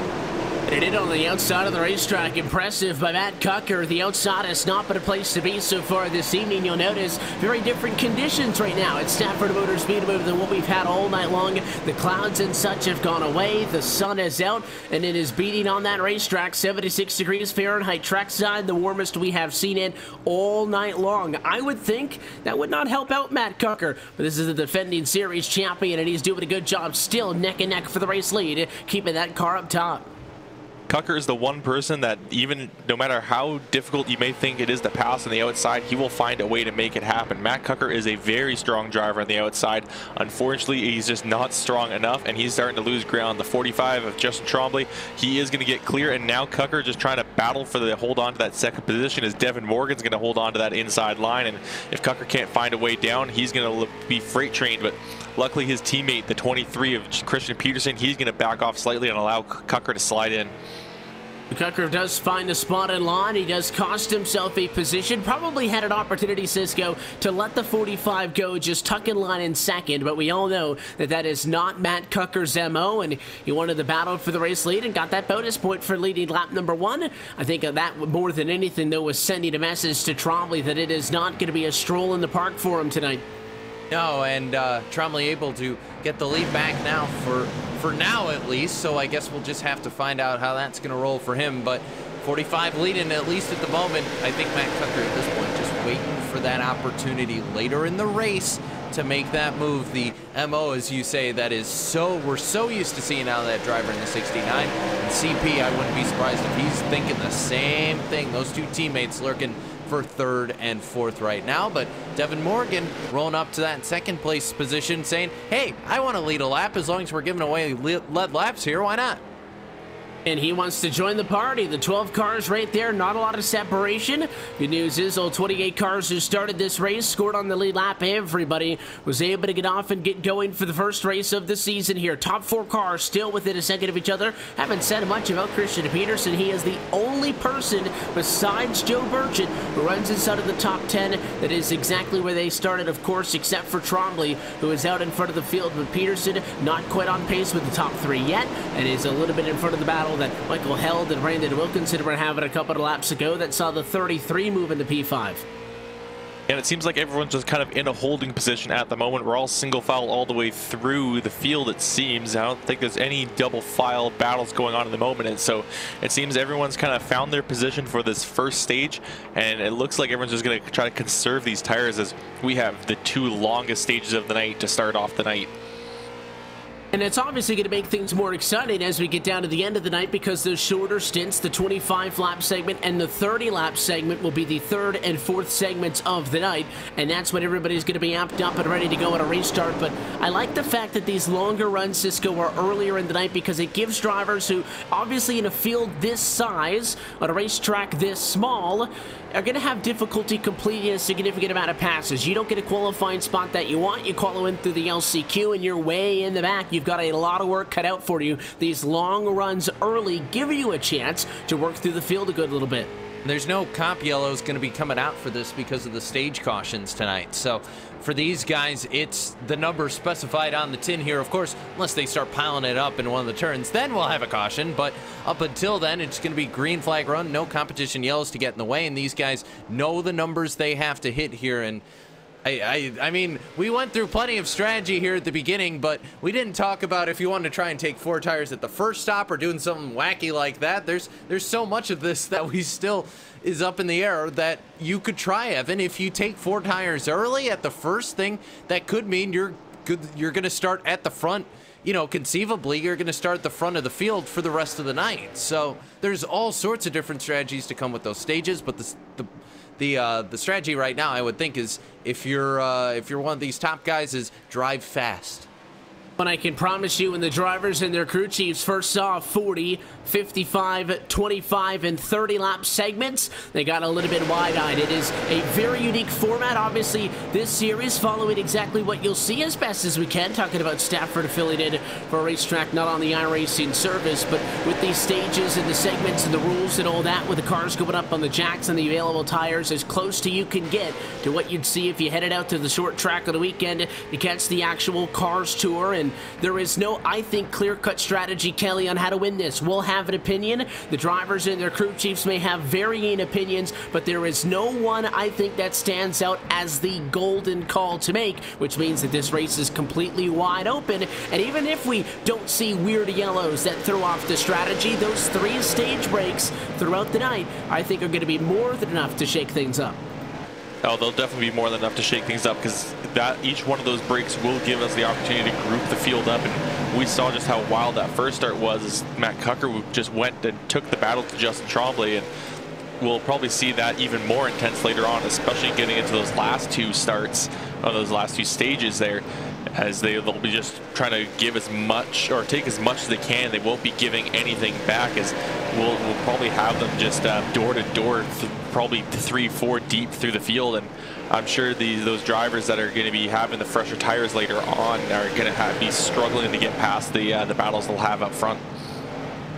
If this is going to be a theme that goes on throughout the night, again, we are still early in this race, but we've already got 20 laps complete, so that means we're closing in on getting halfway through now. This time by our first 40-lap segment of the evening. Top 3 cars still within 0.6 of a second of each other. Christian Peterson had noted it wasn't quite with them early. He slid back a little bit. He's almost 2 seconds back and forth with Held and Wilkinson, and now the 56 having some problems. The 77, Ryan Doucette on the inside is going to take a spot away from him. That 56 of Wilkinson got pushed up high when the 77 went low. He was way out of the groove, and it was a very easy move for the 77 Doucette, who moves up to P6, race high position for him. And Doucette is one of these names, Evan, that is around a lot on the iRacing service, but it's not a name we've seen particularly a whole lot here on LSRTV. He's run occasionally, whether it's been through Sarah CEA or some of these other series, but now aligned with the 09 Motorsports guys. You got to know the 77 contributing a lot of resources to that whole team. One of these new guys here on the team that basically is popped up basically as a resistance factor, or a resistance group to Vincier Racing, who's been so dominant in this series. So Doucette, one of the many names helping things out behind the scenes for 09, as well as on the track. He's doing a good job right now, keeping them, hoping that they have their debut continue to be so very good after we saw the win just a little bit ago in the limited late model race with Paul Henley. And now Doucette is up in the conversation here, and it goes back to the point I made in that limited late model race, Kelly, but I think it's absolutely amplified here. We're talking about a race that is twice as long in total distance. It's going to have a couple of restarts, and that is you do not have to hit the Grand Slam in the first inning to win the ball game. You've got to get through 9 innings, hypothetically speaking. You can get 2 spots here, get a yellow, a couple more spots here or there off for the restart, and slowly build yourself up to the front, as opposed to just completely bonsaiing it out of the gate. It might work for you. Hey, if that's your strategy, more power to you. Go put it to them and charge to the front. But I like when I see drivers get a spot here or there and they're smart about it. Yeah, some people will see these segments as individual races. They're going to try to get as far as they can in each of these segments and try to get as many positions in each one. They've got to look at the big picture. You can't just break it up into small chunks that much. You can't get too focused on a little segment when you've got to look at the big picture. As we mentioned, there's those pit stops that we're going to have, those little breaks in between the segments where we can take tires, and it's going to change how these drivers are going to line up at the end of these each segment. So they've got to have their own strategy. I'm sure they've discussed it between their teammates all these times, and they'll maybe say, okay, if we're in this position, maybe we'll take tires at this time. If we're in this position, we'll take tires at another time. So maybe these guys at the back, they might take 2 tires this stop, 2 tires maybe in a later stop. And then when they come down for the last restart, maybe they'll be the ones that haven't had to take tires in that last restart, and they'll be up at the front. And maybe they'll just try to make those cars as wide as possible, and that might be one of these winning strategies. And strategy is only a part of how you win this race, as we see Ryan Doucette go for another one, side by side for 5th. It's 33 of Michael held on the outside of the racetrack. Not a ton of resistance there. And now, as we work 3/4 of the way through the opening stage, Doucette is up 3 spots. Biggest mover inside of the top 10 as he gets into the top 5 for the first time tonight. Strategy, though, Cisco, can only do you so much. You can set yourself up based on strategy, but there is going to come a point in this race where you've got to put the elbows up and you are going to have to outrace the cars around you. So it is a combination of the two, but being on the right strategy call can make your life a lot easier in the meantime. And talk about life not being easy. How about these guys, these leaders heading through all this lap traffic right now? You got the 55 and you got the 90 basically all over the place in front of the leaders. That's the 90 of Jeremy Watkins, and then the 55 of Travis Powell, the Menards entry as well. You can see the 90 of Watkins way up the racetrack, and the 55 going to head through the infield. And lap traffic starting to be a factor here, only 30 laps in or so, Evan. So definitely could be a factor in the second stage as well. One had to have known it was going to be a factor in the 40-lap run. It's definitely then going to be a factor in the 55-lap segment a little bit later on. It shouldn't really be an issue later on tonight in those shorter ones, Kelly, but we've got 28 cars packed in the racetrack that is just a half a mile in length. This is something that you have to come to expect. Yeah, it's something that was going to eventually happen, and it may happen in those shorter runs later on. But as you mentioned, the big run that we're going to have in the second stage, that's going to be where it's going to be very vital for these guys to cut through the lap traffic. Is Matt Cucker has done quite well and been able to get himself around Devin Morgan to take second place back, and Justin Tremblay as well, just cutting through this lap traffic, not giving a lot of time for Cucker to catch up. But now he's going to get stuck up behind the 9 car. I think the 45 was expecting the 9 to go high through the corner, and that'll force that leader, Justin Tremblay, to check up. And now look how close Cucker has got as the 9 again staying on the low side. Likes that inside position, and you can't blame him for that. I would definitely think that's the preferred lane to be in. So the 9 machine wants to protect it as much as he can. The inspiration here for Randy Yoakum is he doesn't want to lose his lead lap status. He's only 5 laps away from the stage break, but a 45 punches a hole on the bottom. The 69 of Cucker was getting ready to go topside, and that 9 car will lose his lead lap status. Yoakum falls a lap down. Now he has to hope that the 45 doesn't get somebody else, but a 69 of Cucker, 2 wheels down on the flat, trying to get to the inside. Are we going to have a battle for the race lead? The 69 gives him a shot now into turn 3. Hey, it's you got bumpers on the car, Evan. May as well use them. At least that's the strategy for the 69 at Cucker. And took a look to the inside. Probably could have put a fender to him and moved him up the racetrack, though. He decided not to, and you see the damage already on those 2 cars. Stage coming to an end here shortly. Is Cucker going to try something to steal this lead away? Racing to lap number 40 for the first stage break tonight for the Stafford Motor Speedway in the Stafford Special season opener. for the late model stocks of the Cars eSport Tour, and Justin Trombley wants to lead it to that point, but the 69 of Matt Cucker's in a fantastic spot to not let him. Side by side for the penultimate time to 3 and 4, and he is going to clear him. He gets completely by. The 45 of Trombley looks low, trying to peek to the inside, and it is going to be too little too late. Perfect timing, though, for Matt Cucker, who is maybe uncharacteristically quiet sitting back there lurking in second, makes the move just in a nick of time, and he'll come through turn number 4 for the final time, finish lap number 40 in the race lead. The segment number 1 goes into the books. Matt Cucker leading this race. Yeah, fantastic job by Matt Cucker. Yellow flag gonna fly here, signal the end. The first stage, Matt Cucker, Justin Trombley, Devin Morgan, Christian Peterson, Ryan Doucette. That's your top 5 coming out of this. And pit stop's going to be on the cycle for some, maybe nobody. Let's find out what the strategy call is going to be. Again, remember, you've only got 4 tires available. That's going to be the key thing to remember, Kelly. You cannot take 2 sets of right sides. You have 2 for the right side of the race car, 2 for the left side. And if you decide to jack up the car now, you're going to have to restart even further back than obviously the ground you'd lose anyways, because the drivers who get jacked up have to go to the back for the restart. Is it worth it now? It's quite a long ways to the end, but 40 laps does a good number on him. Doesn't look like any of your race leaders, though, bite. And it looks like everyone's going to try to, at least all the race leaders are going to stay out. They don't want to have to deal with that lap traffic or not the lap traffic, but the traffic in the back of the field coming up to our longest segment of the night. They want that cleared air. Got one. That's Nathan Hurlburt, the 28, coming down. We'll see if the jacks go up on that particular car. Or it could be, there's a lot of right front damage on that car, Evan. That could be what it's for.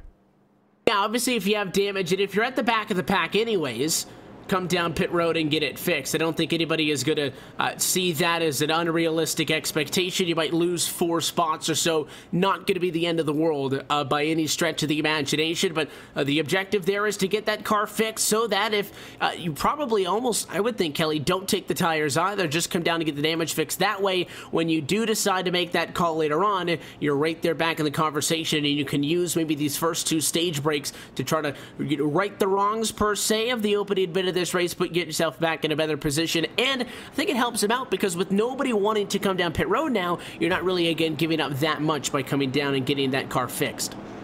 No, he just needed just a few seconds to come down there, take the hammers out, bang out that right front, and just maybe prevent that fender from rubbing on the tire and slowing him down. And I think maybe he'll have a bit more speed as he comes back onto the racetrack, and that may help him for these this longer stint, as you mentioned. He'll still have those tires in pocket. We're just getting the call from the tower. Matthew Murphy is the only driver to take tires. He took 2 tires, and he will be the lucky dog as well. That's it, and he's obviously way at the back of the pack. The 87 will restart in 24th, so no real need, Cisco, either for race control to have to enforce that penalty and send him into the back, because he's the only one who decided to go for it after the first 40. It makes it easy, but the thing, if you're Matthew Murphy now, is don't overplay yourself. Make sure you have those tires unchecked for when you come back down pit road, because if you take tires, you're basically just telling the admins, hey, DQ me at this point. So be careful, because we've seen a couple guys do that when we've had these tire rules across MBSS and some of the other series. Be careful you don't beat yourself. Don't make a stupid mistake. And that's what I would do right now while I'm pacing, Kelly, is make sure that I've got the tires turned off if I'm not planning on coming down and doing it again. And that's where having a crew chief can help. If you trust them, obviously the crew chiefs can make that call in the sim. That can be their responsibility. But every once in a while, a little bit of miscommunication does exactly what Cisco was talking about, and you make a mistake in here. If you break that tire rule, you're done. Yeah, we saw someone take tires in the LCQ and ended up being disqualified. However, he was already multiple laps down, so that made no difference at all. But here, you could have yourself having a fantastic night, but just accidentally take tires on the wrong side, and suddenly that's it. Your night is done. There's no penalty. There's no maybe drive-through penalty or a 1-lap penalty. It's just straight. You're parked. That's it. That's definitely not what you want to have happen to you. Race, I believe, to lap 103. That's going to be 55 laps from now. Again, laps do not count under yellow.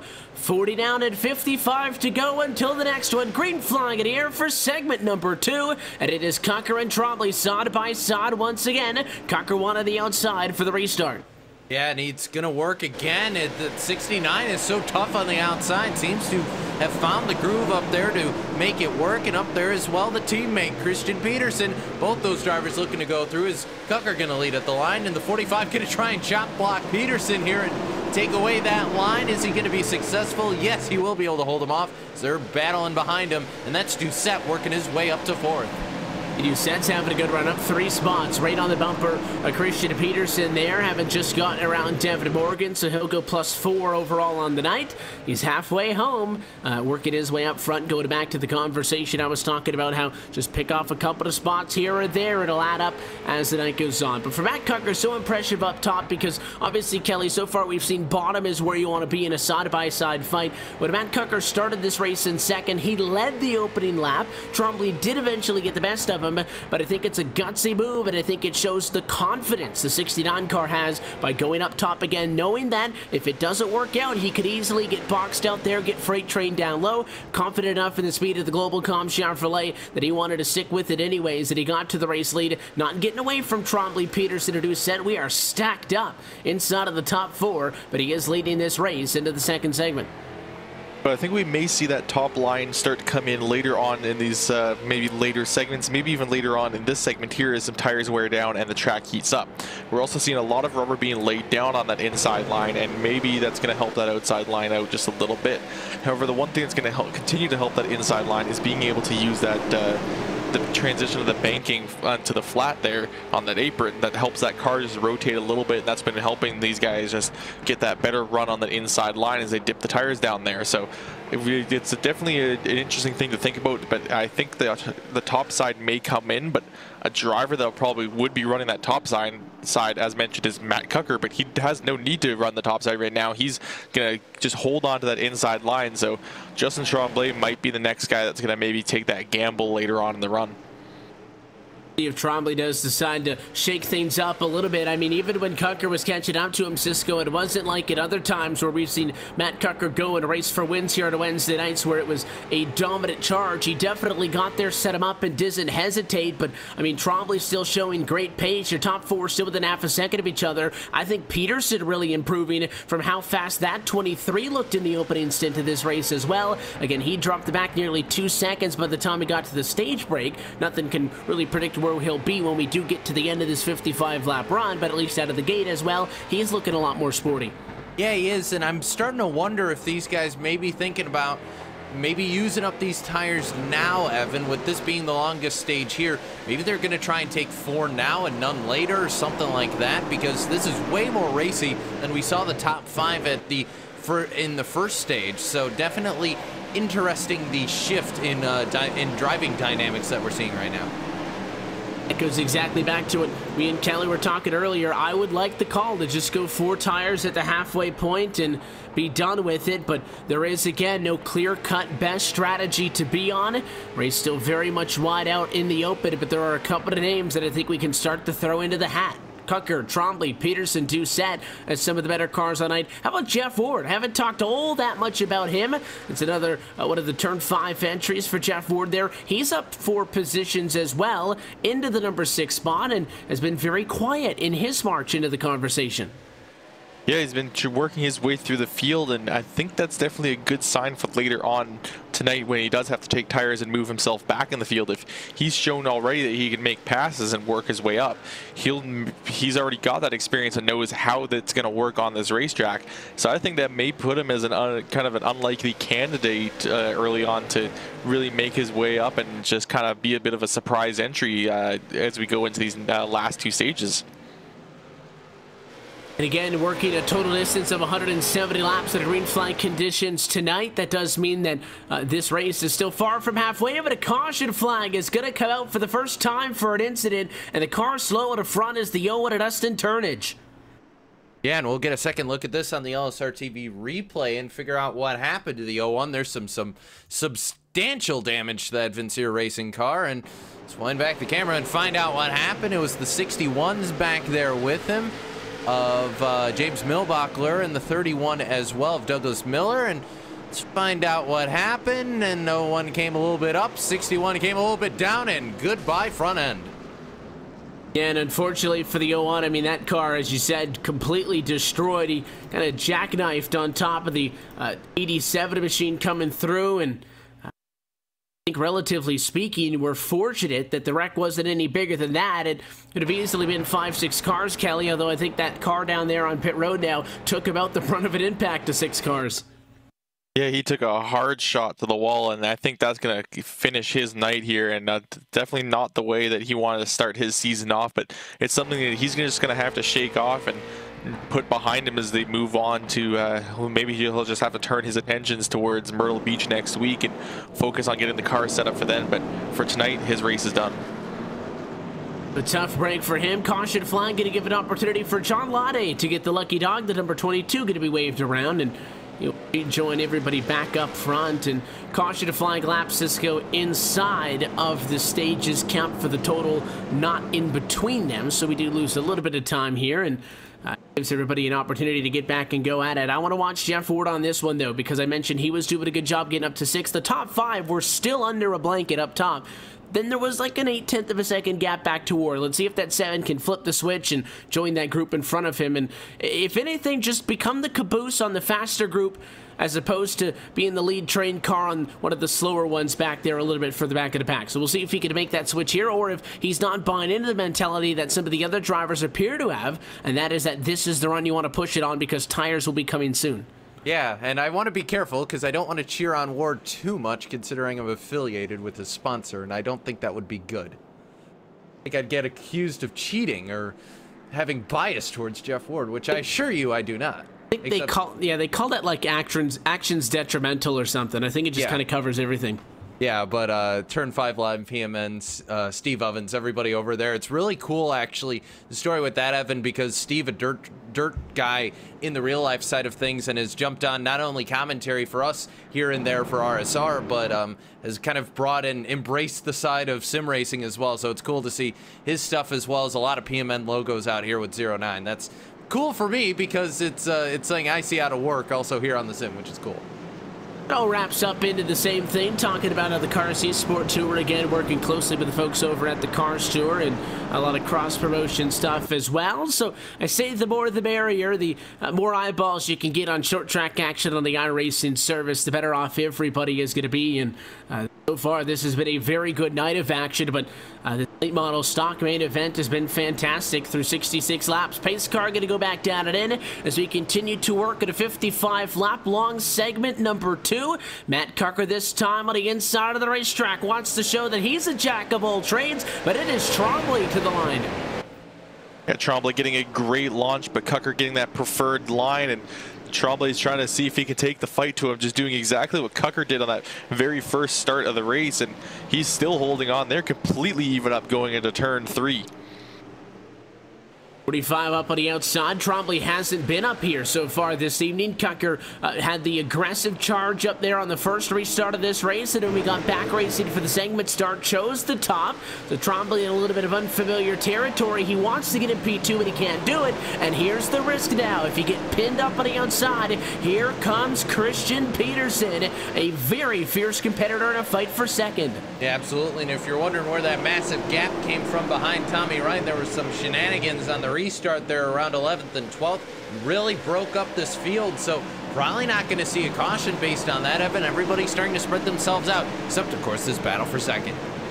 Not going to go anywhere anytime soon, and it's a 3-car fight now. To 23 of Peterson isn't quite clear, but that's the 77 of Ryan Doucette you see into the picture. In that green entry down low, he uses the apron to get there. Peterson gets by Trombley, and the 45 is not doing a bad job again, Kelly, for literally the first time all night. He's been on that outside line, but you can definitely tell it's hindering him a bit, and with the inside, I still think being the place to be, this may not end anytime soon. He's desperately trying to find a spotted line. Doucette clears him, and he will get it. Devin Morgan tried to get on the inside. He had a nose, but a little bit slow, but a turn 2, and the 45 finally stops the bleeding. He drops 3 spots.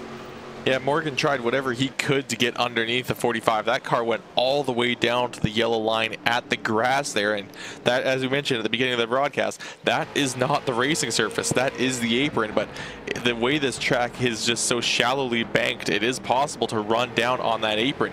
So we'll see a number of drivers. Oh, a bit of a wiggle from the 12 there, and that's maybe the way allow Jeff Ward to get another position, but we'll see these cars multiple times throughout the night drop down onto that apron, just use that little bit of a change of the banking to help the car turn, and we're actually starting to see some rubber being laid down on the apron, especially on the exit of these corners.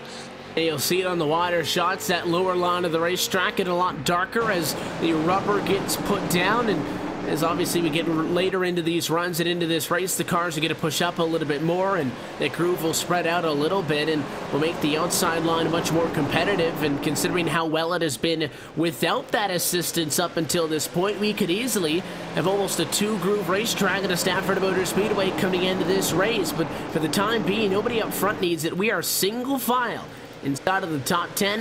The first fight for position on track is with James Milbachler and Nathan Hurlburt for 13th and 14th, but that's nearly 6 seconds off of the top spot. Yeah, this was around where those shenanigans on the restart happened. You see the damage on the 61 of Milbachler to the rear with that front end damage he got from the first caution, but the rear end damage was he got shunted coming to the green flag, and yeah, everything kicked off back there. So looks like everything settled out there for a moment, but some damaged race cars back about 13th and back further. As we head around turns 3 and 4 this time and look back up to where your leaders were, everybody still in this kind of gaggle and a little bit of a single file line, at least for a moment. It was a little bit side by side back around Tommy Ryan, and looks like everything's sorted out as well. Yeah, you see the 02, yeah, that is DJ Beverly. That 02 Patriot Fire bright yellow entry just got around the lap car, I believe. Lap car, if I can work properly. That's Will Dravicki in the 30 and has fallen a very long way, Evan, from running up towards the front as he was at the end of the limited late model race. Yeah, you can see the damage on the number 30 car. He's 1 lap down in 23rd position as your race leaders continue to work on him. We did say that this run being the longest one of the night, 55 laps, would be the most, I think, affected by lap traffic. The yellow flag, though, essentially means that when we restarted, we're going about the same distance as that first segment. So I don't think it's going to be too chaotic by any means. Obviously, I think what would be more of a factor is accidents that kick cars laps down, and when you have drivers with damage and such, that is when it can be a headache to get around a group of them. But out front looks like relatively clean racetrack for about a straightaway and change, so Matt Cucker is not worried about that. It's he, Peterson, Doucette, 1, 2, 3 still out in front of the field, and they don't really look like they're at each other's throats as much as they were right out of the gate. I think they're happy with where they sit, relatively speaking, at this point in the race as we close in on halfway. Yeah, I just want to touch on something. As you mentioned, the cars that may get damaged and to be a lap down, those cars will be running just a bit slower than normal, and that does present the opportunity to these leaders just getting caught a bit off guard by lap drivers with damage that may have to take different lines or may just be running different speeds into and out of corners because of this damage. So that may present some problems for them as well, but it may also be easier for those cars because the lap cars going a bit slower, they can just pass them a lot faster and just get them out of the way. But at the moment, as you mentioned, Matt Cucker got a very clear and wide racetrack for him to just put some laps down as he's running 1-2 with his teammate of Christian Peterson. These two drivers do very good things on Wednesday nights, not only in this Cars eSport Tour, of course, the likes of the Myrtle Beach Simulation Series, where they combined for nearly 30 wins over the course of the 2017-18 campaign, but even in this series, this is the 3rd installment of the Cars eSport Tour. Matt Cucker, your late model stock champion from last year. Christian Peterson, a little bit out of his element, if you could even call it that, the 2-time defending super late model division champion. Nobody has ever taken an SLM title, and this Cars eSport Tour not named Christian Peterson. And of course, we talk about some of the differences between the late model stocks and the SLMs. Both of these drivers can make a run for a title in either or of those. Yeah, no kidding. And the big difference between that and between these cars and the SLMs, apart from obviously the car being different, is this is the fixed setup car. You know, these guys don't have the ability to adjust on the cars like they have in the super late model division. So for these guys, everybody's in the same car, and it makes it a little bit tougher in terms of competition wise, because you don't have that car quite the way you want it. But I guess it keeps everybody on the same playing field, so it makes the racing a little bit closer, as Ryan Doucette looking to break up the Vincier Racing duo. And I mean, we haven't seen him in this series before, Evan, and you know what that tells me? That's a guy who's not named Christian Peterson who could actually go out and win this thing. But I think first week out, it's key for him to make a statement. Kucker, Peterson, they are so very familiar with one another. Of course, all the drivers in this Cars eSport Tour for the 2018 campaign, very familiar with a lot of the names that they have seen for the last 2 seasons. For Ryan Doucette to get a name that may ring a bell, but not necessarily on Wednesday nights at LSRTV, I think that despite the fact, Kelly, I'm sure a lot of the guys in the field are very aware of what the 77 can do on the sim. From behind the wheel of a late model stock, for the first time in this series, it is crucial for him to have a very good first week. Obviously, if you're fighting for a championship, you don't want to have any off weeks. But the first week of the season, I think for a lot of drivers, they used to get reacclimated to their surroundings, to kind of get back into the rhythm of things. The 77 needs to be big tonight.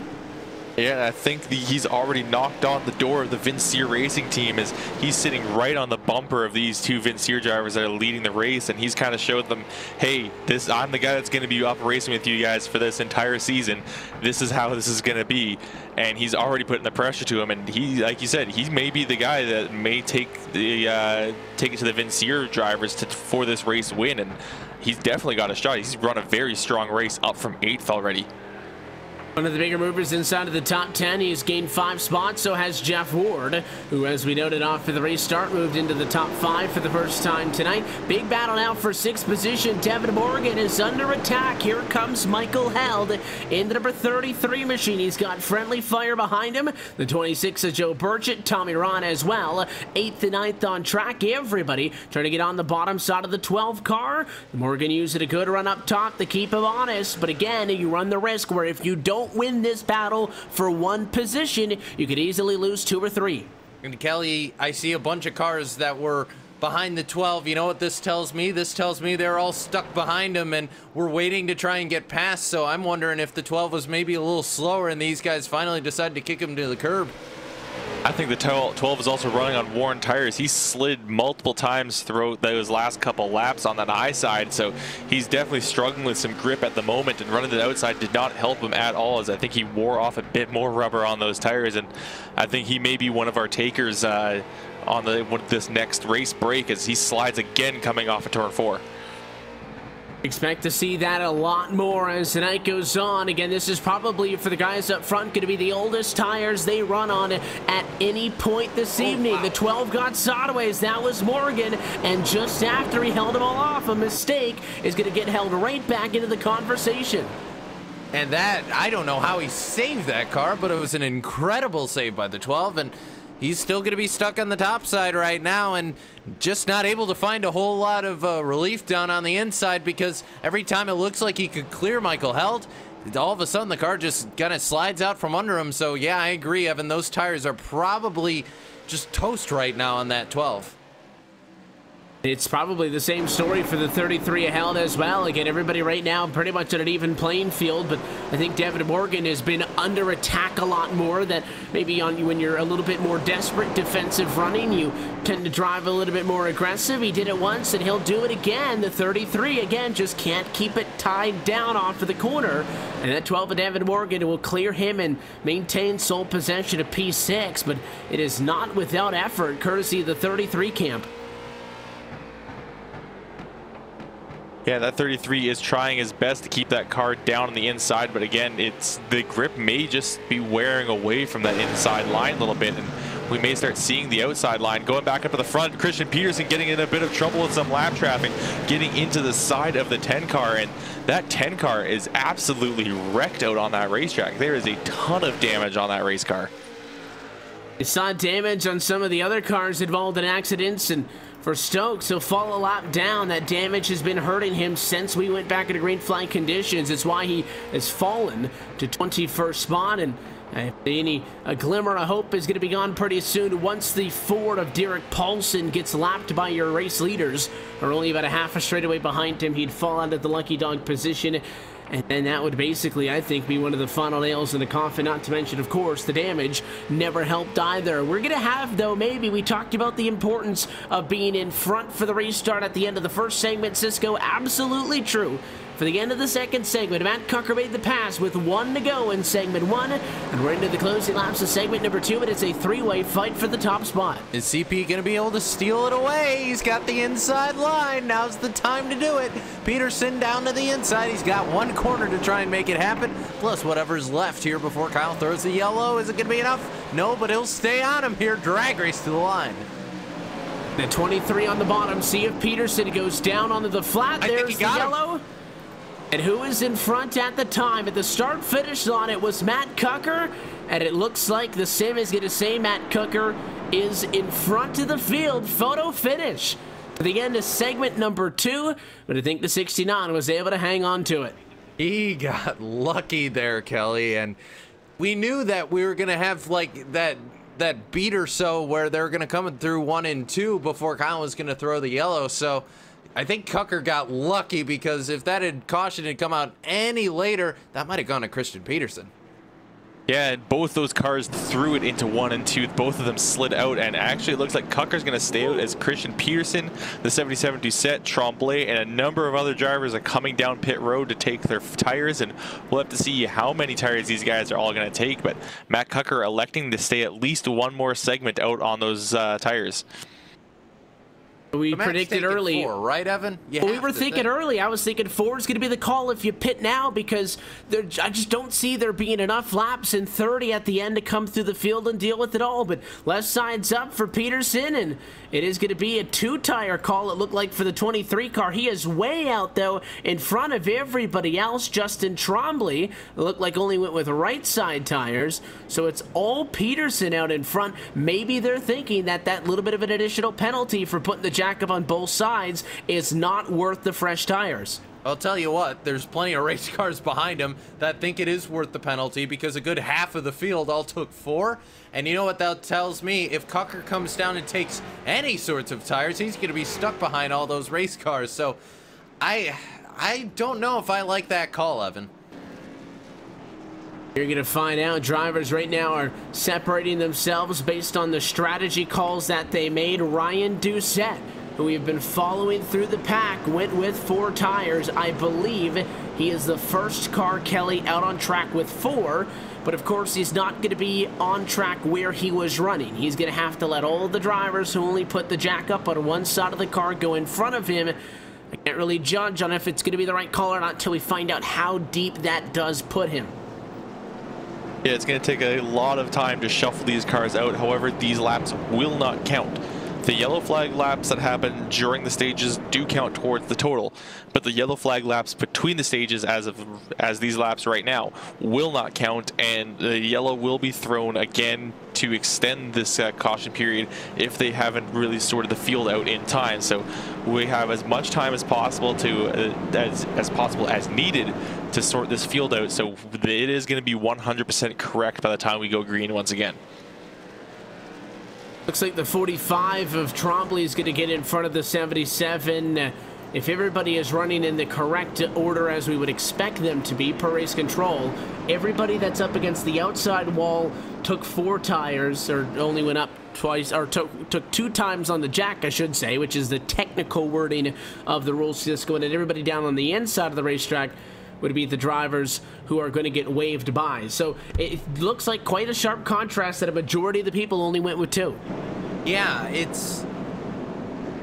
if I'm Matt Cucker, I'm not feeling too good, because, yeah, you're going to have the lead here, but I'm going to go out on a limb and say some of these 2-tire guys probably not going to come back to pit road, or maybe come down and take 2. If you're Matt Cucker, you only take those 2 tires and that's it? You're only using 2 tires for the race? Because if you take 4, that's a lot of cars that are going to be in front of you.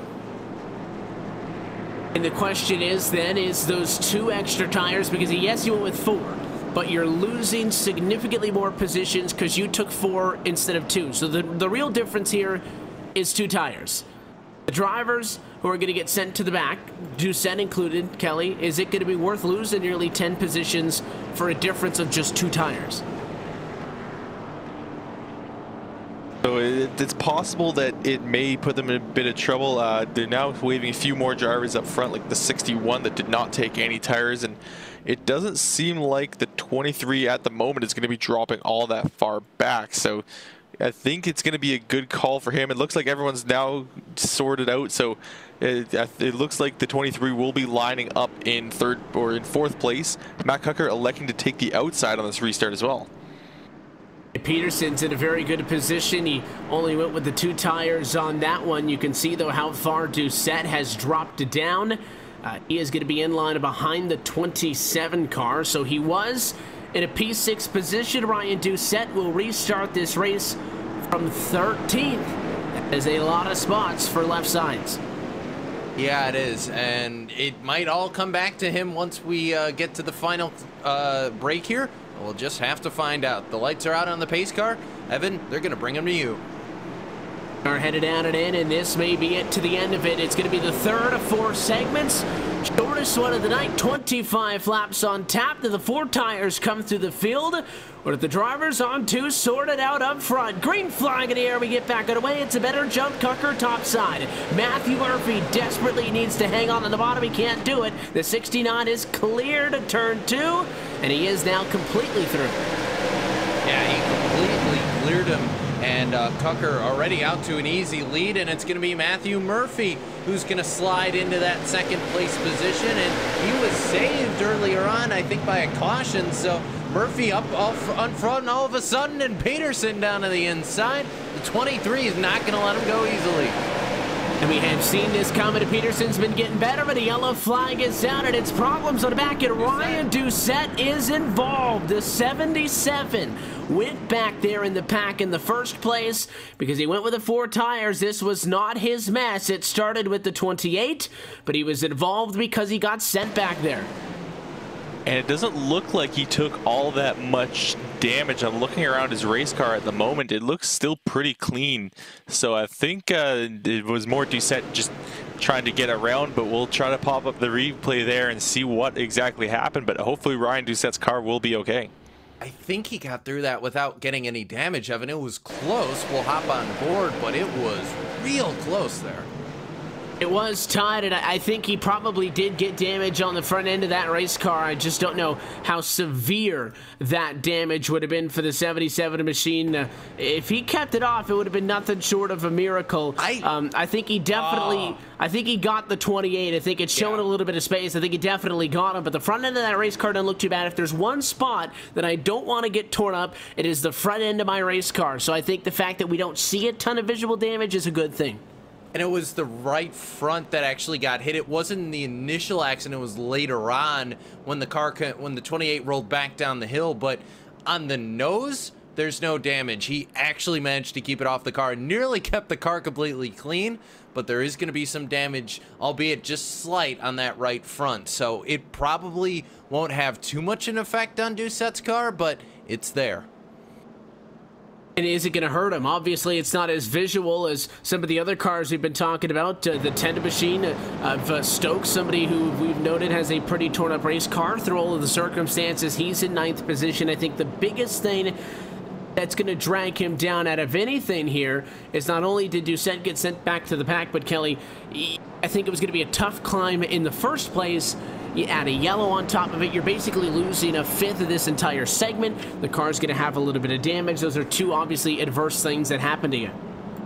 Yeah, I'm trying to look at the damage of his race car at the moment. It doesn't seem like the front end took all that much of a hit. I think he may have just gotten a light tap and gotten through. So Doucette is, of course, still not in a great position, still sitting back in 13th, but he's not really going to have to fall as far back in the field when the rest of the front part of this field decides to take tires maybe next time by. So as long as Doucette keeps the car clean for the rest of this run, I think he'll put himself into a good position on the racetrack. So Doucette definitely had a scary moment there with that wreck, but I think his chances to win this race are still alive.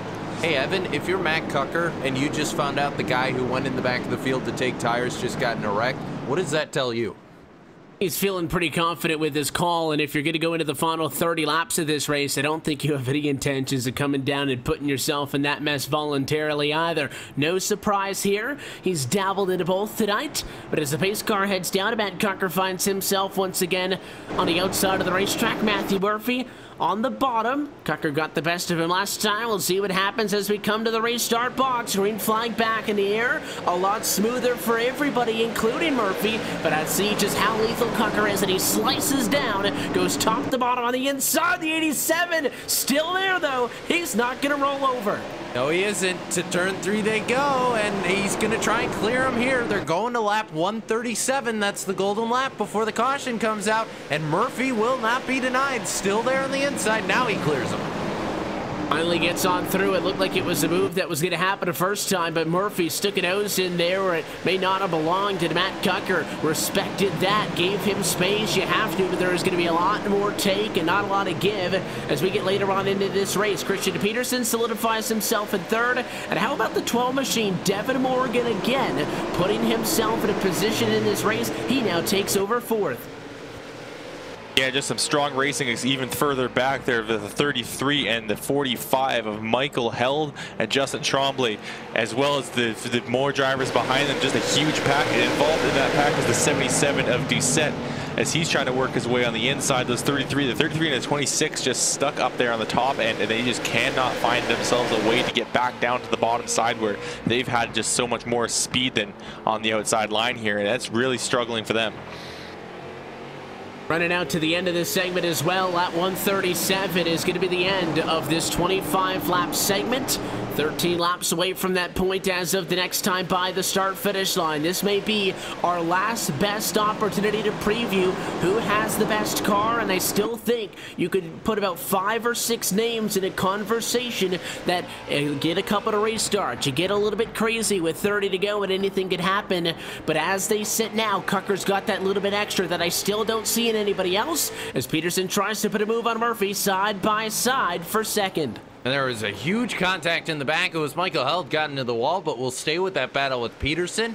Held's able to hold on to the car. Is Peterson going to try and clear Murphy into turn number 1 this time? And Morgan's there as well to try and freight train him. Uh-oh, train's pulling into the station here, Evan. I believe the 87 of Murphy could be in trouble here. Yeah, stuck up on the outside of the racetrack. That's not what you want to see, although the 31 and the 45 are fighting for a minute. He might be able to stay in front of Douglas Miller, trying to come down. The 31 very aggressive and adamant that he's not going to get pushed out of the way. And now watch that 87 Murphy again, looking to get behind the 31, but the 77 is there. And Ryan Doucette on those 4 tires is not giving up, and he is probably fastest car on the racetrack coming through the field. Yeah, but look at Ryan Doucette. He's worked his way up into the top 5 now, and that car is charging at the moment, and he's going to be able to get even more positions at the end of this stage. As we know, Matt Cucker will most likely have to come down to take tires unless Matt Cucker thinks that he can maybe stretch this for even longer. And it's possible that Cucker could maybe make an attempt to bring those tires all the way to the end, though I doubt he'll be able to. But we've seen him time before be able to just stretch those tires out. He's very good on the worn tires as well. But I think that it might 170 laps might just be a little bit too much for those tires to take. But he does have Christian Peterson pretty much running as a blocker for him. And we talked to these guys last week during the media day, and they said that because of these other teams forming up to take them down, they might not race each other as much. They're going to try to help each other out, and that's what Christian appears to be doing, as he's holding up that 12 with Devin Morgan. This is really helping out Matt Cucker. Obviously, Christian Peterson had the spunk to get up there. He was running in third, put a move on Morgan. The 12 car wants to pay the favor back. He goes to the inside, and we're side by side again, and they're leaning on each other. Devin and Morgan really sideways that time off of the corner. Keeps her reeled in, doesn't slide up into Peterson. That's going to hurt him, though, because Miller to the inside. Where'd the 31 car come from? He's been very aggressive and very fast on for the restart. I think the 12 just decided to absolutely send it in on Christian Peterson, and it backfired on him because he's stuck in the top side and having to deal with Douglas Miller and time running out before the end of the stage here. You want that position if you're the 31. And Miller is a driver who took 4 tires at that break just past the halfway point with 2 segments down and 2 to go. So did the 77 Ryan Doucette. They've led that charge of 4 fresh tires up from the low teens into the top 5. And I think they're putting themselves in a position, if Miller can get one more spot, get by Morgan, get that inside line on row 2 for the restart with 30 to go, he could be in a fantastic spot. And a caution flag, though, going to cut it short.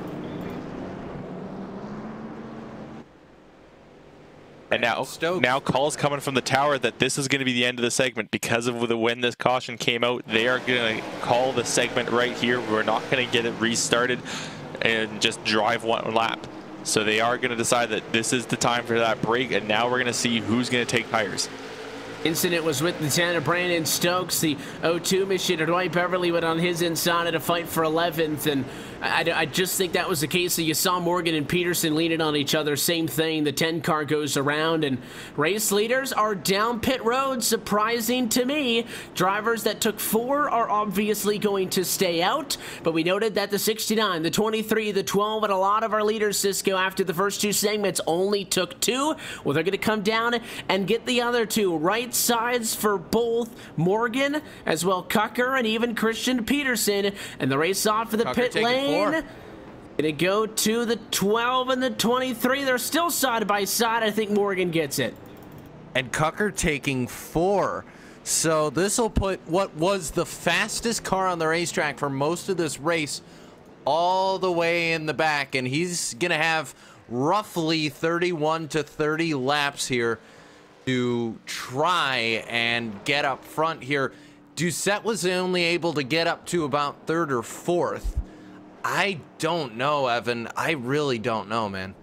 He does have 5 extra laps. Instead of a 25-lap run to the end, it is going to be 30 laps to the end of this race for the Stafford Motor Speedway. But how about the drivers who stayed out? Douglas Miller, Ryan Doucette. We were following them up through the field.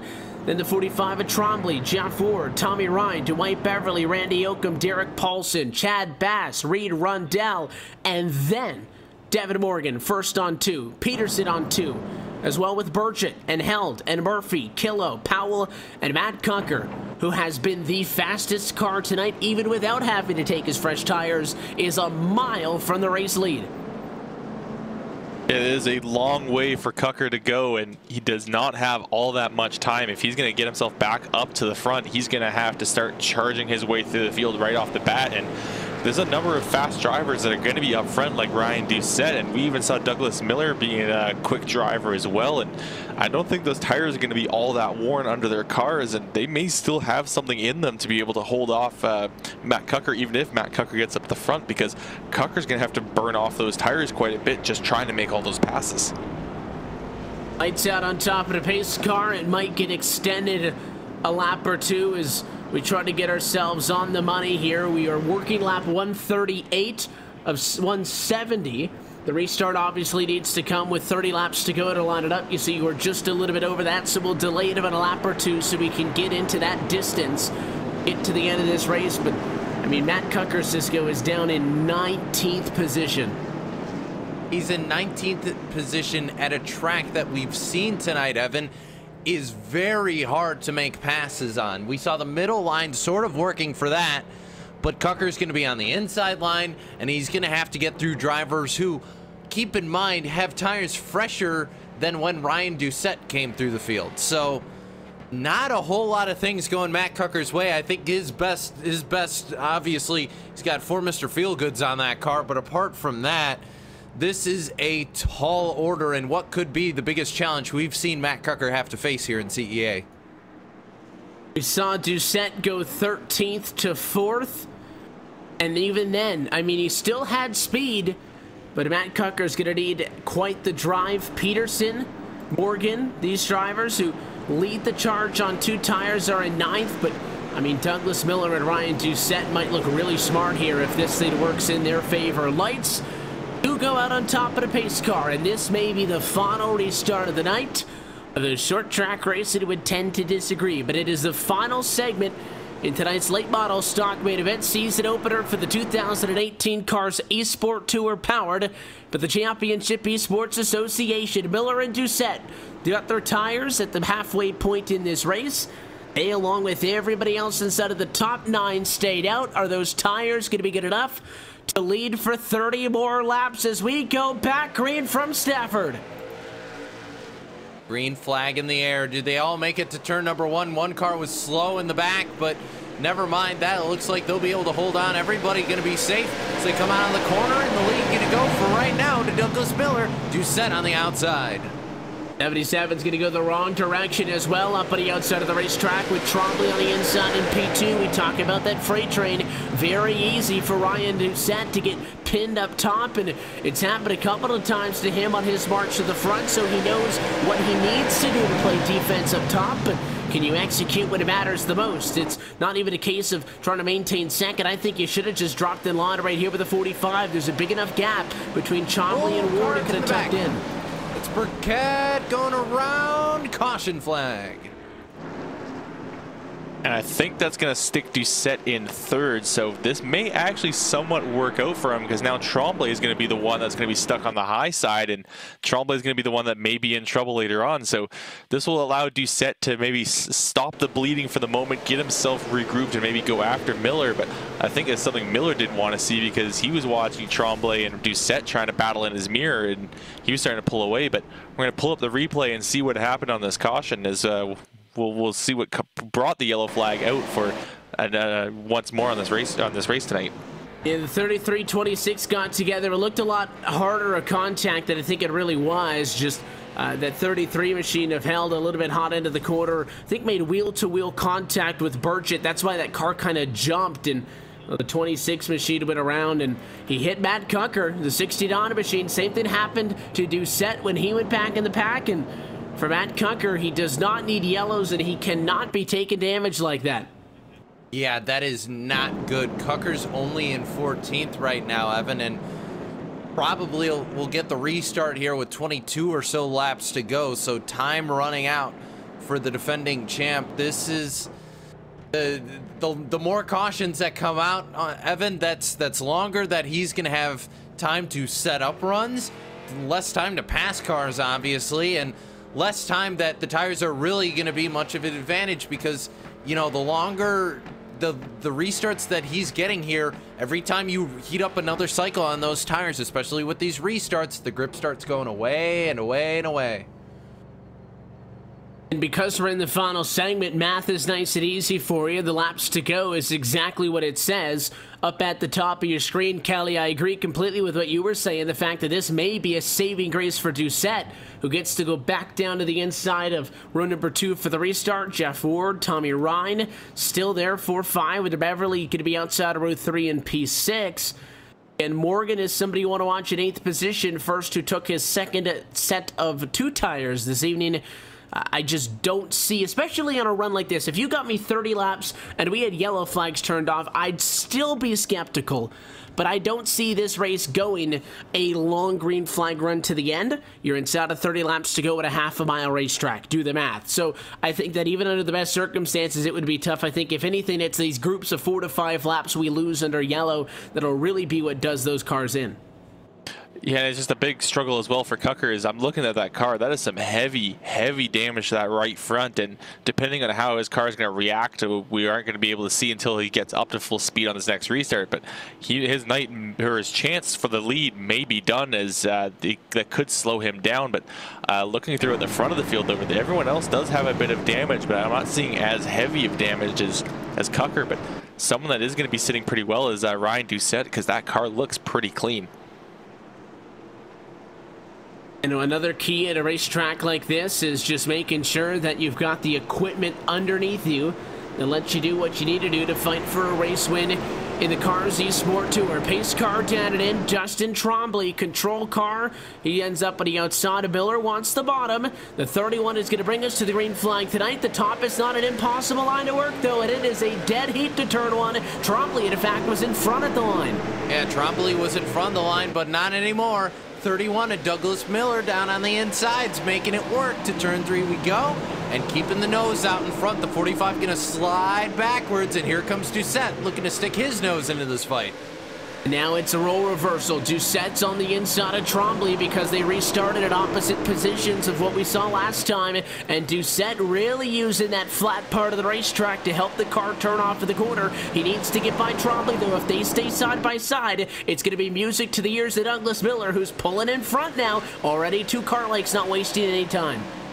And you look at Jeff Ward there. He's trying to find a way through as well, almost looking to the middle of these guys, trying to see maybe if he can go 3 wide. But Jeff Ward, he wants to try to take a shot at the race lead as well. But Douglas Miller, he's running away as there's just a traffic jam behind him. And there's no way for him to get through. You mentioned trying to look to the inside. He can't just create a 3rd lane, and if he sits back and watches for any longer, that's going to happen. And Peterson to the inside. So side by side for 2nd, side by side for 4th, and Trombley gets used up by Doucette, who pinches him off of the corner to get P2.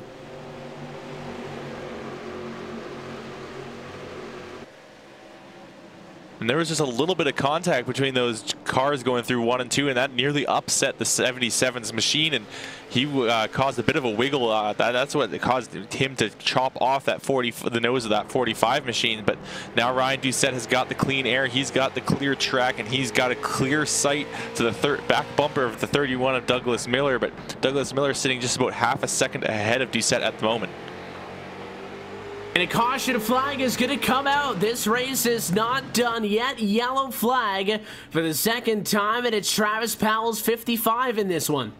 Yeah, and that car was turned around facing the wrong way. There are more cars involved in that one as well.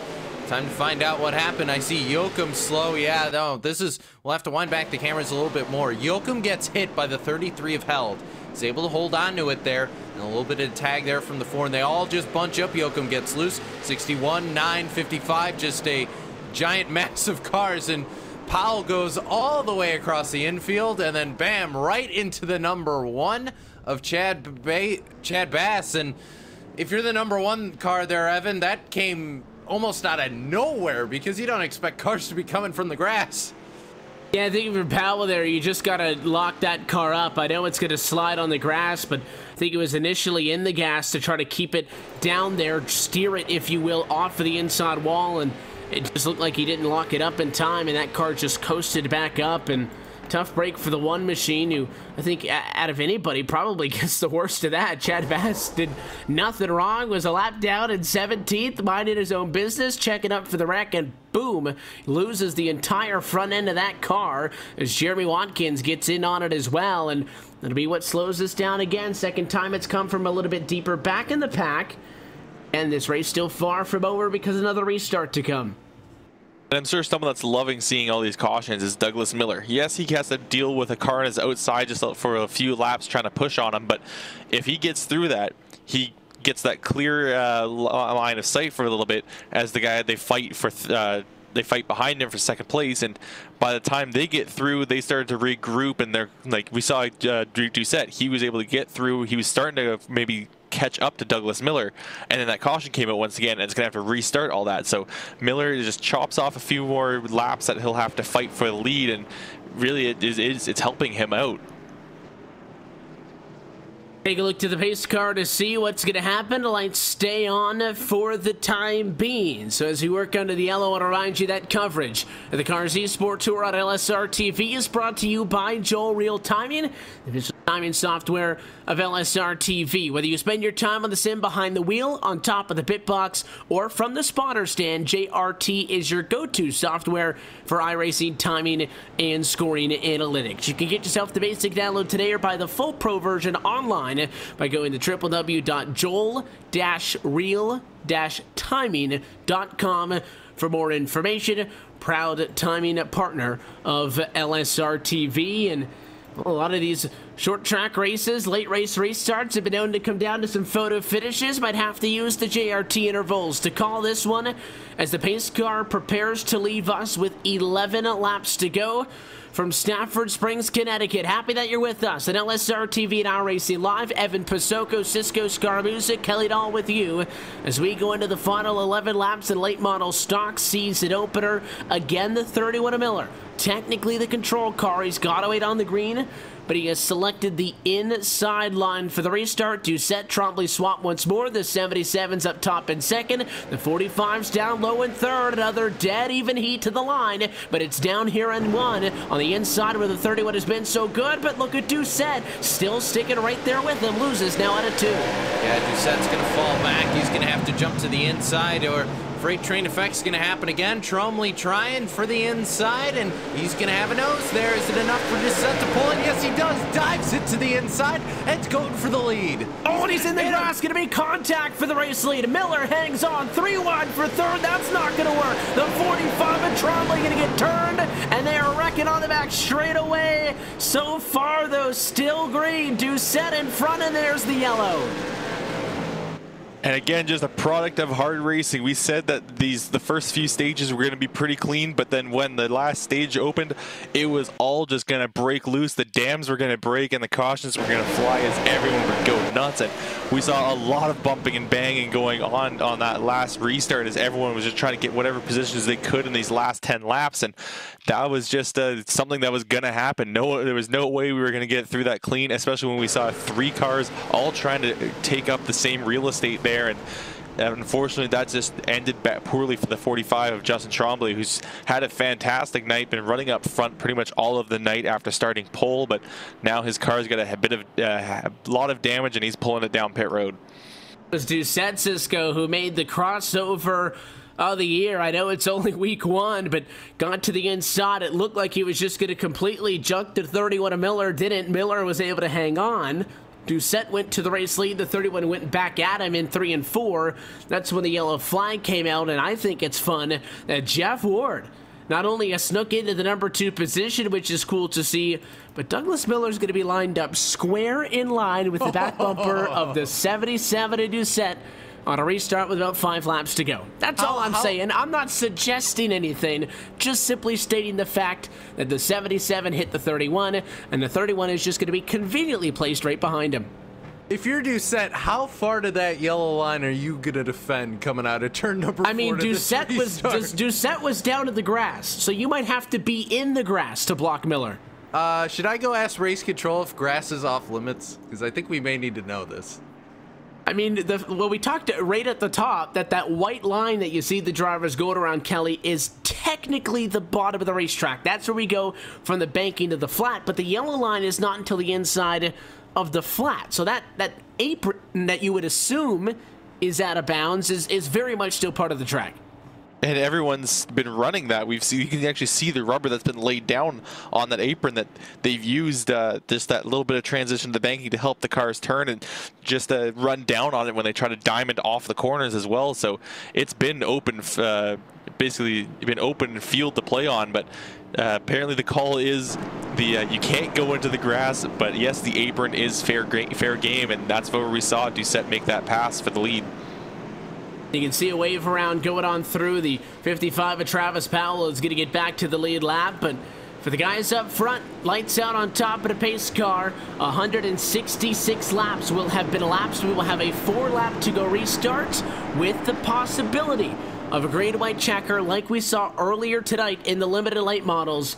If it comes down to that, we will have an opportunity to go extra distance and go overtime for the Stafford Motor Speedway. But all things considered, this is it right here and right now. Pace car down and in. 4 laps to go.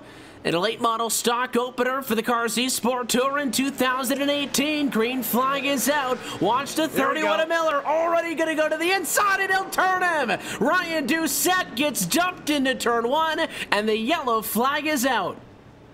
Well, I mean, you called it right there, Evan.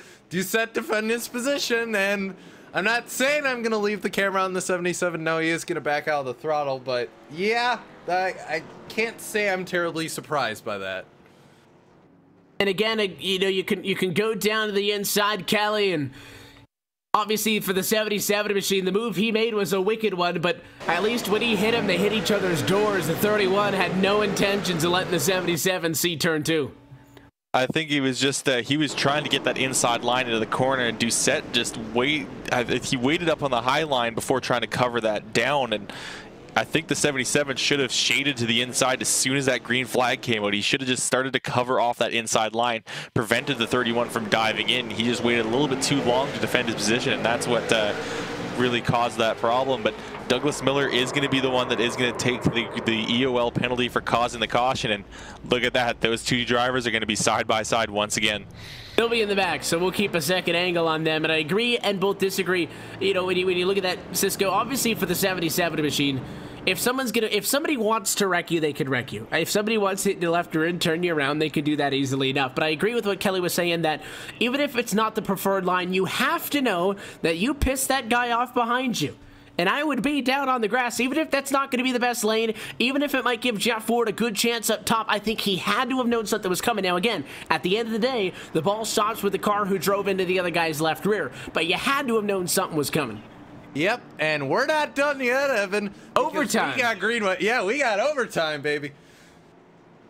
That if it was necessary, just so how it would be in both of our main events tonight, the limited late models. And in the late model stocks right here and right now, we are going to go to a green-white checker finish as the pace car is going to dive down it in this time. 2 laps to go in this race. If we do not get to the white flag and we see a yellow, this race will end at the moment of the caution flag. So there's a lot that can still happen. But we're going to try it again, and Jeff Ward looking to steal the win from Stafford. Look at the 12 at Evan Morgan, though. He's got 2 fresh tires up on the outside of the racetrack. Green flag, a fantastic jump for Jeff Ward. Might have been too good of a jump. We'll have to see what the stewards say about that one, but a very good jump for Jeff Ward. They head through turn 2. Nobody near him right now. It's a car length back to Peterson. Peterson's dealing a lot with the 12 machine, trying to keep Devin Morgan behind him. The 12 gives him a shot for the second to last time at a turn 4. Oh, look at a 4. Flag is in the air from Stafford. We made it to the white. If they throw the yellow, it's over. Watch for the race leaders to race to the line if it's still clear. 3 car legs for Jeff Ward. Down the back, straight away, set himself up, takes the benefit of everybody else's misfortune, and he will be too fast at the very end. Jeff Ward, checkered flag, and a late model stock win tonight from Stafford Motor Speedway. What a restart by the 7. Caught the 23 and the 12 absolutely sleeping. And Jeff Ward steals the cash at the end. And we talked about him a little bit, Evan, but he was just lurking all night. But that's all it took. One good restart. And all of a sudden, Jeff Ward is sitting in the money tonight from Stafford. And he wasn't like Devin Morgan, Kelly, making the noise as the first car with the 2 fresh tires and a last stop. He wasn't the Matthew Cunker with the 4 at the end. He wasn't the drivers who took 4 at the halfway point. He just kind of blended in.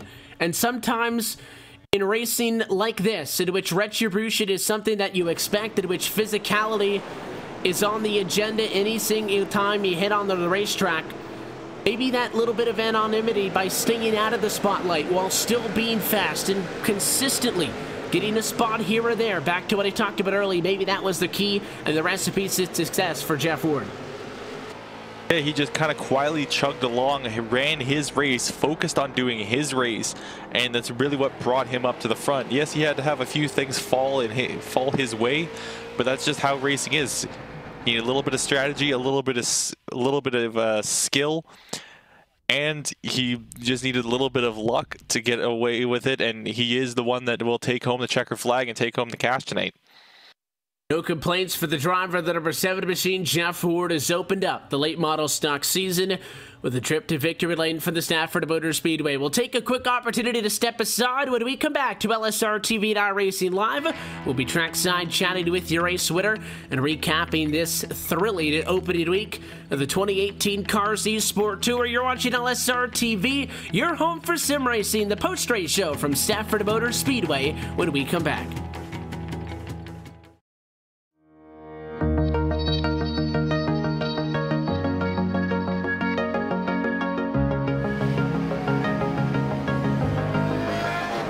was more than impressive, I have to say. I mean, the track is identical to the real track. I was blown away how realistic it is. Every little bump, every little spray paint, everything is exactly like you were there at the track. It was a great experience. This is a warm-up lap now. Tires to get warmed up. The engine. Breathe a little bit here when you go through that little bump there. And then it's flat pretty much all the way through here, just about. Hard braking. This is the slowest part of the track. And then I've done, you know, I did many races in Formula 3, Formula 2. And then I did the very last race they did there in Group C in 1983 in the 956 Porsche. That's when Beloff got the lap record at the 6:11. I think I was second on the grid with the 6:14 or something, which was, I mean, those cars were awesome around there, of course, like any car is, you know, that speed. And this is the corner of all corners here, the Schwerenkreuz. Flat all the way into it. And then trail brake all the way into the apex here. And then hard at it again, get good speed down the hill here. Mega fast down this hill here. Just jump from one apex to the next. Gotta be super precise here.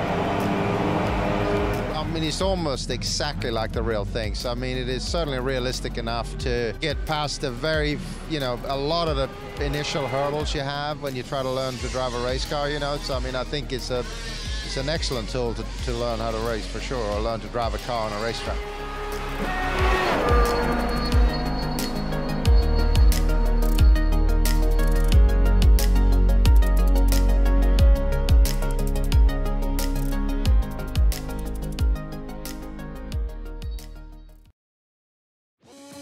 And welcome back live to the Stafford Motor Speedway for LSRTV's continuing coverage of the 2018 Cars eSport Tour, powered with the Championship Esports Association. It took overtime, and when it's all said and done, Jeff Ward is your race winner tonight in the season opener for the late model stocks. We saw the LCQ at the start of the night. That one was won by Matt Shadowski to qualify him into this main event.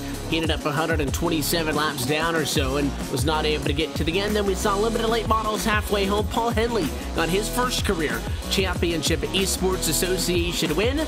But the big prize of money on the night was obviously the late model stock 170, and your race winner is Jeff Ward. We're trackside with the driver of the number 7 machine. Jeff, congratulations on the win. Talk us through what must have been a wild night. We knew that the segments were obviously going to be the determining factor. Long ones early, short ones at the end, and you find yourself in a position to battle for the race win and battle for the race lead. And then you blink, and you're in the race lead. Tell us about it. Yeah, Evan, that was crazy, man. That was a wild finish for sure. I'm still shaking, man. I've been doing this a long time, and I got pretty worked up on that one. Just the way it unfolded there was wild. I feel bad for Ryan. I'm not sure what happened down there, but I know him and the 31 had kind of got together previously, and then it kind of looked like it led over. But I feel bad for him. He had a good car, but you know, I was going to battle as hard as I could up around the outside and give it all I had. So I just tried to stay out of trouble and just get out there as far as I could away from the accidents and stuff, and keep a clean nose all night. And looks like it paid off, man. This is awesome here. Obviously, everybody wants to start out the season with a good trip. That's exactly what you guys do tonight. Tell us about how you guys broke down the strategy, though. Obviously, 40 laps and 55 laps made up more than half of the race, but that stage break there kind of felt like halfway. Obviously, a lot of drivers went 2 and 2. Matt Cucker was very good all night, waited until the very last one to go completely 4. Tell us about the call you guys in the 17 made and how that sets you up for those final 55 laps when you combine those last 2 segments. Yeah, I think the 4-tire strategy, there wasn't too many guys that did that. You know, the majority did the right sides. And that may have even been the way to go. I mean, Christian was fast there at the end, and I thought for sure he was going to get to my bumper and make something happen there. The thing just stuck, man. I drove it in, and it stuck. So, but that was a good strategy call, and it just kind of got us the track position we needed to try to maintain, you know, being up in the front there. And you know, hats off to the team. That I didn't know my mic was actually muted the whole time, so I was talking, not getting any response. And finally, I realized that that was the case. But so I wasn't really able to communicate, but I kind of knew what we was trying to do going into it.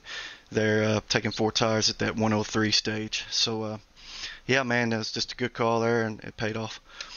Obviously, a good night for you, the entire team as well, with Paul getting the win in the limited late models earlier on this racetrack. I mean, if you look at the numbers, it says it has banking, but I know it can't feel like it has a lot. That apron really came into play late in this one when desperation started to set in. What did it take, though, to be successful at this racetrack? It's a kind of a mixture of things. You know, if you got down on the apron, this setup to me felt like it wanted to snap loose, and if you drive in too deep, you burn the right front up. So it was kind of a try to balance it out. I ran there in, 5th or 6th most of the race, and tried to save those left side tires because I knew we was going to do that 4-tire strategy. So I think that, just trying to ride and not get any damage on the car and stay out of trouble was the main thing. First of 12 weeks in the books. Obviously, you guys hope to compete for a championship here in the late model stocks, and we'll return to a very familiar racetrack as well in 2 weeks' time for the second race of the season at Myrtle Beach Speedway. Sizing up the competition, knowing that you guys are fast, what's the expectation next time out? Pretty much it's the same thing. We'll go back to the drawing board and keep putting in practice, and some of these tracks, I know we got some fast guys that are good at a lot of these tracks, so really got our work cut out. But it's a good start. I mean, we got some momentum. We had several good fast cars up here in the front tonight, so we'll just keep plugging at it. Good start, and we wish you guys the best of luck for the rest of the year. Jeff, anybody else you want to say hi to? We got you down here in Victory Lane. Yeah, I gotta say thanks to Scott Eckert Chassis. He's a he's good at these setups and working with the team, telling us what we need to do to be fast. And so big thanks to him. Thanks to 09 Motorsports. They brought me on board this year. Really looking forward to it. I'm glad I was able to get them a win there. Hopefully more to come. Thanks to Crooked Toads, Turn 5 Live, and my other team, actually, Loud Pedal Motorsports on the Cup side of things, and just friends and family. Like they made the right call, putting you behind the number 7 machine. Race winner tonight in the late model stocks from Stafford. Jeff, we're always appreciative of your time and to stick around and chat with us, so thanks for that. Congratulations on the win. Pass it along to the whole team as well. It was a very good opening week for you guys, and enjoy the week off, at least with this series, and we'll catch you in Myrtle Beach in 2 weeks. All right, thanks, guys. Race winner tonight for the Stafford Motor Speedway, Jeff Ward, taking home the checkered flag. Second position on this one, and courtesy of the late race restart, Christian Peterson comes home with a runner-up spot tonight. Trackside with him at Cisco. Yeah, catching up now with the driver of Christian Peterson, going to finish second in the late model stock division here from Stafford Motor Speedway. And, well, Christian, we were joking a little bit because I was talking to you, I believe it was on Monday, because you and Seth were running the same cars. I was like, guys, you can't do that. Or it was the Sunday night truck race. And so you put red on it, and all of a sudden, I'm seeing this red car up at the front of the field. I'm like, wait a minute, this is CP, and this ain't the SLMs. What are you doing up here, sir? How'd it go? Yeah, it went pretty good. The strategy worked well. I wanted to do the strategy I picked to do before the start of the race, and but yeah, I decided with what you said the other day to differentiate myself from everybody and maybe stick out and I've never really run a red car, so we decided to do that. So shout out to Austin Designs and Scott Austin for that. He did an awesome job throwing all the paint schemes together for the team pretty much last minute, so shout out to him. Well, I'll tell you what, we basically spent a good half of this broadcast talking through the strategy for the different stages, what you're going to do with tires. You were on a little bit different one. You kind of split it up. Talk us through kind of all the team communications, who's doing what. How'd that all work out for y'all? Yeah, I mean, I basically told everybody on my team, Matt, John, Dustin, Michael, and Jeremy. I think I got all of them there. Everybody that was in the race, at least. I think I told them, I told them what I was doing beforehand, and I told them the 2 other strategies I thought that were possible and could maybe get the W, but they pretty much, I think Cucker was the only one that was on a different one. I think he did the 4-tire strategy, and he got caught up in a wreck when he did that, so that didn't work out for him. But that was really what I wanted to do, and I planned to do it basically since I heard the segment race deal, and I I just kind of wanted to put myself ahead of the guys that were going to be taking 4 tires and try to position myself like ahead of everybody that was taking 2, so I could just push my way through all the guys that didn't have any tires. But it ended up that the guys that didn't take any tires, they ended up not falling off too much. So after about 10-15 laps on the right sides there with 35 to go or whatever, 30 to go, after 10 laps it kind of fell off, and it was a little bit harder to pick them off, but that apron was really digging. I'll tell you what, it was a great run for you out here in the LMSCs. Sponsors, shout-outs, everybody you got to say hello to out there that makes that team happen. Just everybody at, first of all, Vencia Racing. We got a bunch of guys running this season in the Cars Tour and the other truck series on Sundays, so we're super excited about that. Got to thank Scott Austin at Austin Designs, all the paint schemes. Like I said before, he actually spotted me tonight again, so that's been cool. We've been going back and forth, spotting each other when we don't both race. So he actually, I think he missed the show, but he should be there next week. And then who else? Everybody, gotta thank you guys in the booth, LSRTV, and everybody at CEA and Championship eSports Association. They do a great job putting this thing together, and just yeah, congratulations to Jeff. He did a hell of a job. All right, well, that's Christian Peterson, steals second away here at Stafford Motor Speedway. Christian, congratulations. We'll see you here in about 2 weeks or so when we head to Myrtle Beach. All right, thank you, Cisco. That's Christian Peterson you heard from. I'm going to pass the mic down to Kelly, who's caught up with the driver who finished third, and that's Devin Morgan. Yeah, I'm catching up here with the driver of the number 12 machine, Devin Morgan. Devin, you come home third tonight to start off the season, but it was quite the race and quite the finish here. What were you thinking when we went into overtime, the green-white checkered, as we went towards that last restart? I thought I had a really good chance there with going on green, and then Kyle threw me with the loop, telling us that we kind of had a restart box there, and Jeff got a really good jump on me, and I wasn't able to get up beside him. I think if I could have gone beside him, I would have had a chance there. Well, tonight's race was a really interesting format, a really unique format, as we had all these different rules regarding the different tire strategies. What was really the strategy that you came up with here for tonight, and was that something that you thought of before, or did you just maybe change your mind judging on how other drivers were reacting? Well, I planned on going to the last segment and taking 4 tires, but I burnt up my tires that first run there, so I pitted for 2 tires on 103 and then pitted for 2 more tires on 137, and it ended up paying off for us, and I think it worked out better than the first strategy. All right, well, you get a good third place finish here to start the season off. In 2 more weeks, we're going to be going to Myrtle Beach Speedway. How do you feel going on towards the rest of the season after this great start of the season? I feel pretty good. Myrtle Beach is a challenging track for me. Maybe I'll be able to get some tips from Brandon Wilkerson. Learn some stuff from testing for that race, and get better for it.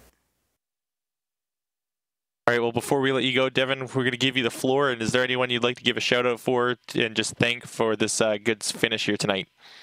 Yeah, I'd like to thank Scott Eckridge Chassis, Live Turn 5. And I'd like to thank 09 Motorsports for picking me up. Kind of the last minute deal there, threw it together, and I can't thank them enough. All right, well, thank you very much for stopping by with us, Devin, and hopefully we'll hear from you again maybe in a couple weeks when we head out to Myrtle Beach. Yeah, I look forward to it. All right, so that was the driver of the number 12 machine, Devin Morgan, our third place finisher for the night, and we're going to send it back up to Evan to give our final thoughts here. Yeah, well, you know, at the end of the day, the stat sheet will say it was a 170-lap points race, but we had a lot more than that, Kelly. The LCQ, of course, the limited late models, and a very exciting and a long one with 170 total laps on the board in this late model stock feature. I don't think we're going to see any races as long as that over the course of the season, of course, unless we get some segments and stuff thrown in there. But I think aside from that, 150 laps at Lanier might be the next longest one. So I think it was a fun way to get the season kicked off. The late model stocks, of course, looking forward to seeing both the late model stocks and the super lates, though, next week. Yeah, I'm definitely looking forward to seeing both classes out next week, because we're finally going to get to see basically the headline of this series, and that's the super late models. And these guys, in 2 weeks, it's actually also going to be one of the many purse races that are going to be up for grabs in the super late model tour. So the winner of the race in 2 weeks at Myrtle Beach is going to net themselves $200. So I'm sure the hard driving we saw tonight, that's going to be cranked up to 11 in a couple weeks at Myrtle Beach. And Cisco, you were talking with Christian Peterson down there. He's somebody who's very familiar with the Myrtle Beach Speedway. He'll do it in a late model stock, obviously a super late model, the division in which he has won the championship both times this car's eSport Tour has been underway. We will see both of those series in action as the super lates open up their calendar with 100 laps apiece in 2 weeks' time. Yeah, absolutely. And of course, that's mirroring when the real life side of the Cars Tour heads over to Myrtle Beach for their race. Doubleheader for them as well, the super late models and the late model stocks. And you can, of course, get tickets at carstour.com. And we're going to take this opportunity now to step away and close out week number 1 of this Championship Esports Association's Cars eSport Tour. But it doesn't mean that we are quite done yet this week. Still plenty of live sim racing action coming to you here on LSRTV, your home for sim racing. Do have a night off tomorrow, but it's Friday. The Sunwest Construction Super Speedway Cup Series is in action at 9 o'clock Eastern Time. And our Saturday night doubleheaders continue. It all starts at 9 Eastern. With the Outlaw Modifieds and closes at 10 with the United Sim Racing BNC Truck Series. Full broadcast schedule on our website at www.livesimracing.com. You can stay up to date with us, though, by subscribing right here on YouTube, turning on the notification bell so you know every single time we go live. But, of course, you can also give us a like at facebook.com/LSRTV official and on Twitter at LSRTV. Give us a follow to stay up to date so you don't miss a thing. But on behalf of the entire team at Live Sim Racing LLC, for Pit Row Media, Tony Stevens with helping us with the graphics, of course, Championship Esports, Kyle Barnes, and everything they do behind the scenes, Chris Regal and the Cars Tour for their support, obviously, of this Cars eSport Tour, and for your team tonight, for myself, Evan Pasoko, for Cisco Scaramuza, and Kelly Dahl, we want to thank you for tuning in and congratulate our race winners here tonight from the Stafford Motor Speedway. The series steps aside for 2 weeks. We'll be back in 2 weeks' time on Wednesday, March the 28th. For the Myrtle Beach Speedway, that race and every race of the 2018 Cars eSport Tour can be found right here on LSRTV, your home for sim racing. Until then, we say goodnight from Stafford Springs, Connecticut.